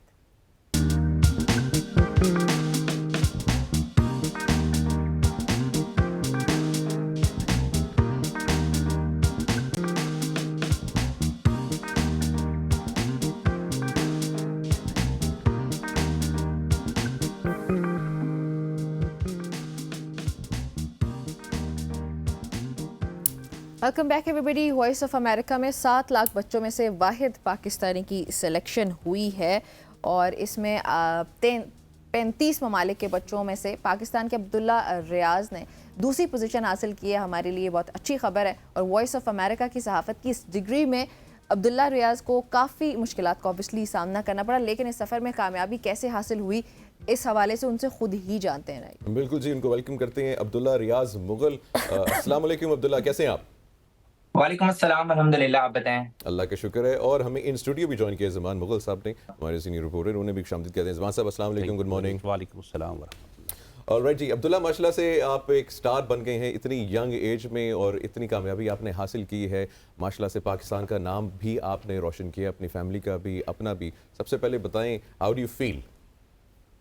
अल्हम्दुलिल्लाह, इट्स फील अमेजिंग। देखें, जब आप एक बंदा एक ऐसे लेवल से उठ के जाता है ना जहाँ लोग कहते हैं कि ये कर नहीं सकता, ये हो ही नहीं, हो पाएगी नहीं, अनबिलीवेबल है, तो जब इम्पॉसिबल चीज पॉसिबल हो जाती है ना आपकी अपनी मेहनत की वजह से, तो उस वक्त फिर लगता है कि आपने कुछ फतह कर लिया हो, कुछ बहुत बड़ा, कुछ बहुत ऐसा जो कि मींस कि एक मेरे लिए, एक आम बंदे के लिए, एक्चुअली आपको पता है कि मैं मिडिल क्लास फैमिली से ताल्लुक रखता हूँ और हम लोगों के लिए जस्ट ख्वाब देखनी बहुत बड़ी बात है, लेकिन फिर अल्लाह के करम से और वालिदैन की दुआओं से अगर वो पूरे हो जाएं तो फिर उससे अच्छी फीलिंग्स क्या आ सकती हैं। अब्दुल्ला, इस प्रोग्राम के बारे में बताइएगा प्लीज।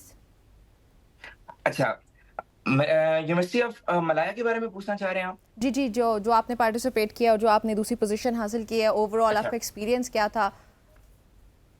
एक्सपीरियंस इस तरह था, जैसा कि आप सब जानते हैं कि मेरी वॉइस ऑफ अमेरिका में 7 लाख बच्चों में से सिलेक्शन हुई थी और मैंने पिछले साल जाना था, लेकिन कुछ वजूहात के बायस मैं नहीं जा पाया। लेकिन अब मुझे ये डिग्री रिक्वायर्ड थी जो कि जर्नलिज्म मलाया टेस्ट डिग्री होती है, ये किसी भी बड़े इदारे में काम करने के लिए आपको रिक्वायर्ड होती है। तो इसमें मेरे चैनल ने मुझे भेजा था कि डिग्री ले आनी, 52% आपने सिक्योर करके डिग्री ले आनी है, तो फिर आपको जॉब जो है वो मिल जाएगी।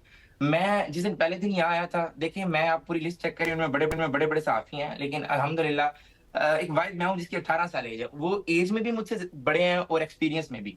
और जिस दिन मैं आया तो मैंने अपने डीन से बात की, मैंने कहा सर मैं तो इनका मुकाबला नहीं कर पाऊंगा, उनकी एज, उनका एक्सपीरियंस और मैं मतलब किधर। उन्होंने कहा था कि बेटा यहाँ ना क्वालिफिकेशन मैटर करती है ना एज मैटर करती है, यहाँ मैटर करता है आपका माइंड, आपने किस तरह चलाना है वो आपको पता है। और फिर उस वक्त जब मैंने कहा था ना मैं टॉप 10 में आऊंगा, यहाँ बेसिकली 168 कंट्रीज थी जिनमें 38 कंट्रीज जो है वो सिलेक्ट हुई हैं और उन 38 कंट्रीज के जो बच्चे लोग हैं उनमें मैं वाहिद हूं जिसकी उम्र 18 साल है, बाकी सब 24 साल से अबव हैं। अच्छा अब्दुल्ला, माशाल्लाह से आप तो 18 साल के हैं और ज़मान साहब हमारे पास यहाँ पे मौजूद हैं जो कि माशाल्लाह से बहुत ज़्यादा एक्सपीरियंस है, हमारी एज से ज़्यादा एक्सपीरियंस है। और इस अब्दुल्ला के बारे में आप क्या कहेंगे, मतलब इतनी यंग एज में माशाल्लाह से? मैं समझता हूँ कि अल्लाह रब्बुल इज़्ज़त का बड़ा फजल करम हुआ है और अब्दुल्ला जो है वो एक मिडिल क्लास फैमिली का बच्चा है। कता नज़र इसके कि वो मेरा फैमिली मेम्बर है, मेरे गाँव का है, इन चीज़ों को साइड पर रख के अब्दुल्ला ने जो अचीवमेंट हासिल किया ये अल्लाह पाक का खसूसी करम है और ये हर किसी को ये चीज़ें नहीं मिलती हैं। अब्दुल्ला की किसी किस्म की कोई सिफारिश नहीं थी और अपनी मदद आपके तहत वो यहाँ तक पहुँचा और अब्दुल्ला के गोल्स बहुत बड़े हैं। अब्दुल्ला अभी अमेरिका की जो सबकी टॉप यूनिवर्सिटी है वहाँ से ये सियासत की डिग्री भी करेगा और उसके बाद उसकी ख्वाहिश है कि मैं पाकिस्तान का बहुत बड़ा सियासतदान बनूँ, क्योंकि उसकी जो ख्वाहिश है और उसकी कोशिश होती है कि जिस काम में लगता है वो फिर सर धड़ की बाजी लगाता है और कोशिश करता है कि मैंने ये अचीवमेंट हासिल करके रहनी है। कोई शख्स सोच भी नहीं सकता था कि अब्दुल्ला जो है यहाँ तक पहुँचेगा। अब्दुल्ला स्टार्ट में जो है, चूँकि अब्दुल्ला के यहाँ तक पहुँचने में उसके वालिदैन का जितना किरदार, वालदा का बहुत ज़्यादा किरदार है। उसकी वालदा चूँकि स्कूल टीचर थी और उनकी वालदा ने बहुत सारे बच्चों को दीनी तालीम भी हासिल करवाई। दुनियावी तालीम तो हर कोई देता है, बच्चों को कुरान पाक हिफ्ज़ करवाया, दीनी तालीम हिफ्ज़ करवाई। और उसके साथ साथ जो है अब्दुल्ला के ऊपर बड़ी रिस्ट्रिक्शन थी कि उसने घर से नहीं निकलना, बाहर नहीं जाने देना। तो एक बार उसको एक जगह पे स्टेज पे जो सरकारी स्कूल था वहाँ पे परफॉर्म करने का मौका मिला, फिर उसके बाद फिर वो आगे बढ़ता ही गया है, बढ़ता ही गया है, बढ़ता ही गया है। तो हमारी दुआएं हैं कि अल्लाह रब्बुल इज़्ज़त अब्दुल्ला को मज़ीद कामयाबियाँ दें, चूँकि अब्दुल्ला की कामयाबी पाकिस्तान की सरबुलंदी का नाम है, अब्दुल्ला की कामयाबी हमारे मुल्क की सरबुलंदी का नाम है, हमारे पंजाब की सरबुलंदी का नाम है, हमारे डिस्ट्रिक्ट मंडी बहाउद्दीन और गाँव भिक्की शरीफ की जो है वो कामयाबी का नाम है। तो हमारी ये दुआ है कि अब्दुल्ला अपनी कामयाबियों के सफ़र में मज़ीद इजाफा करता जाए। बिल्कुल जी अब्दुल्ला, हम आपके लिए दुआ गो हैं। और अब्दुल्ला के साथ मेरे ख्याल से एक और भी भाई हैं जो उनके पीछे मौजूद हैं, उनके हम अलग से इंटरव्यू करेंगे। अब्दुल्ला के साथ जो शमरेज बैठा हुआ, अब्दुल्ला की कामयाबी में शमरेज का भी बड़ा रोल है। और यहाँ तक कि अब्दुल्ला को जब ऑफर की कि आपने अमेरिका में अगर आना है तो यू आर वेलकम, तो अब्दुल्ला ने कहा जी मैं सिर्फ इस शर्त पे जाऊँगा कि मेरा जो भाई है, क्योंकि इनके ये ताया का बेटा है, उन्होंने कहा जी अगर ये साथ जाएगा तो मैं जाऊंगा। तो अमेरिका वालों ने कहा ये तो बड़ा कॉम्प्लिकेटेड है, लेकिन बाद में उन्होंने इस शर्त को भी तस्लीम कर लिया और शमरेज को भी वीज़ा दिया कि आप भी आए। क्या बात है जी, क्या बात है, क्या बात है। तो अब्दुल्ला माशाल्लाह से आप जो है फ्यूचर के सियासतदान बनना चाहते हैं, पॉलिटिशियन बनना चाहते हैं, अपनी पार्टी बनाएंगे या किसी पार्टी में जाएंगे? देखिए मेरी बात सुने, मैं इंशाल्लाह अपनी पार्टी बनाऊंगा और अपनी पार्टी में सिर्फ उन लोगों को ऐड करूंगा जिन्हें सियासत से नफरत है, ताकि वो लोग उन लोगों को जिन लोगों को इस चीज से नफरत होती है ना, वो फिर उसको मोहब्बत में बदलने के लिए इस पे बड़ी मेहनत करते हैं और बड़े सच्चे दिल से करते हैं। तो इंशाल्लाह ताला ये होगा। मैं ना आपकी प्रोग्राम से ही 2 बंदों का शुक्रिया अदा करना चाहता हूँ। पहली तो मेरी माँ का, कि जिन्होंने सारी दुनिया जब मेरे खिलाफ थी ना, सारी दुनिया जब मेरे खिलाफ थी, उन्होंने मुझे अकेले सपोर्ट किया और आज अल्हम्दुलिल्लाह मैं यहाँ हूँ। दूसरा मेरे वालिद का। देखिए एक मिडिल क्लास फैमिली के बंदे को यहाँ तक पहुंचाने वाला सिर्फ आपका बाप ही हो सकता है, क्योंकि वो ही आपको सपोर्ट करता है। उसके बाद मेरे टीचर्स का, शेजी ने मेरा बड़ा किरदार इसमें। यकीन करें मुझे बाइक नहीं सही चलानी आती, मुझे गाड़ी नहीं चलानी आती, जो भी है शेजी यार इधर चलो बिल्कुल, अभी भी आपके पीछे खड़ा है। स्ट्रगल में जी बिल्कुल। और भी मेरे दोस्तों में भी काफी, और एक मेरे आसफ भाई हैं, उन्होंने मेरा बड़ा साथ दिया, मैं उनका भी बड़ा शुक्रिया अदा करता हूँ। सब लोगों का शुक्रिया अदा करता हूँ जिन्होंने मुझ पे भरोसा किया और जिन्होंने अल्हम्दुलिल्लाह आज तक इधर पहुंचने में मेरी मदद की। That's very nice Abdullah. अभी रिसेंट आपके क्या फ्यूचर प्लान्स हैं? मेरा अभी मैं यूएस जा रहा हूँ इंशाल्लाह, विद इन 10 डेज में यूएस जा रहा हूँ। और पहले मैं एज अ लाइव एंकर था, लेकिन अब एज अ लाइव डिबेटर जा रहा हूँ। और अल्हम्दुलिल्लाह ये पाकिस्तान के लिए एजाज है। आप पिछली तारीख उठा के देख लें कि अंडर 20 कोई भी पाकिस्तानी वॉइस ऑफ अमेरिका या बीबीसी न्यूज के किसी भी नशरियाती इदारे में लाइव डिबेटर नहीं आया। तो अल्हम्दुलिल्लाह मुझे ये मौका मिल रहा है और मैं विद इन 10 डेज इंशाल्लाह जा रहा हूँ। चलें जी, that's very good and we wish you best of luck for that. Zaman साहब, वैसे पाकिस्तान जो है टैलेंट से भरा पड़ा है, राइट? और ये अब्दुल्ला भी है एक निशानी है, कोई शक नहीं है।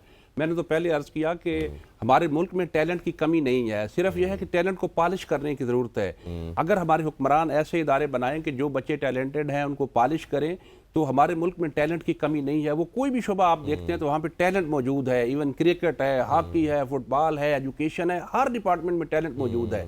लेकिन ज़रूरत इस अमर किया कि हुक्मरान ऐसे इदारे बनाए और वहाँ पे टैलेंट को पॉलिश किया जाए, ताकि हमारे यही बच्चे जो बैरूनी दुनिया में जाके सर्विसेज देते हैं वही बच्चे पाकिस्तान के लिए खिदमत दें, ताकि हमारा मुल्क जो है वो तरक्की करे। क्योंकि बाहर के मालिक क्या देखते हैं कि जो बच्चे टैलेंटेड होते हैं उनको ऑफर्स भी करते हैं, इवन कनाडा है, जर्मनी है, दीगर ममालिक हैं, तो हमारे बच्चों को ऑफर्स करके बुला लिया जाता है। क्योंकि बच्चे भी देखते हैं कि हमारे मुल्क में हमारा फ्यूचर जो है वो बिल्कुल ताबनाक नहीं है, तो बच्चे फिर उस ऑफर को फौरी कबूल करते हैं और वो यहाँ पे वहाँ जाना भी पसंद करते हैं। राइट ज़मान साहब, बहुत बहुत शुक्रिया हमें ज्वाइन करने के लिए। एंड अब्दुल्ला रियाज मुगल, आपका बहुत बहुत शुक्रिया हमें ज्वाइन करने के लिए। Best of luck for your future. और निम्रा यही बात है कि पाकिस्तान में जैसे ज़मान साहब ने कहा कि टैलेंट है, पॉलिश किया जाए तो उसी टैलेंट को हम लोग नेशनल कॉज के लिए भी यूज़ कर सकते हैं instead of sending them out. बिल्कुल ऐसे ही है। अब अगर देखें, अब मुख्तलिफ तरह के शौक़ होते हैं। अब अगर किसी बच्चे को सियासतदान बनने का शौक़ है और उसके पीछे उसकी कोई ना कोई आइडियोलॉजी ज़रूर होगी, और इसी तरीके से डेली बेसिस पर तकरीबन हम लोग अपने नाज़रीन की किसी ना किसी से मुलाकात करवाते हैं, और उसका मकसद भी यही होता है कि हम उस टैलेंट को खोज पाएँ, आप तक लेकर आएँ, और फिर उनको हमारी जो स्टेट है वो ऑन करे और पाकिस्तान का वो नाम रोशन करने में अहम किरदार अदा करते हैं। सो हमारी स्टेट का यहाँ पे रोल बहुत ज़्यादा इंपॉर्टेंट होता है। बिल्कुल ऐसी ख़वातीन और हज़रात, आपसे इजाज़त लेते हैं और इंशाल्लाह आपसे कल मुलाकात होगी। आपने अपना और अपनों का बहुत सारा ख्याल रखना है, दुआ में याद रखना है, हमें भी और पाकिस्तान को भी। अल्लाह हाफ़िज़।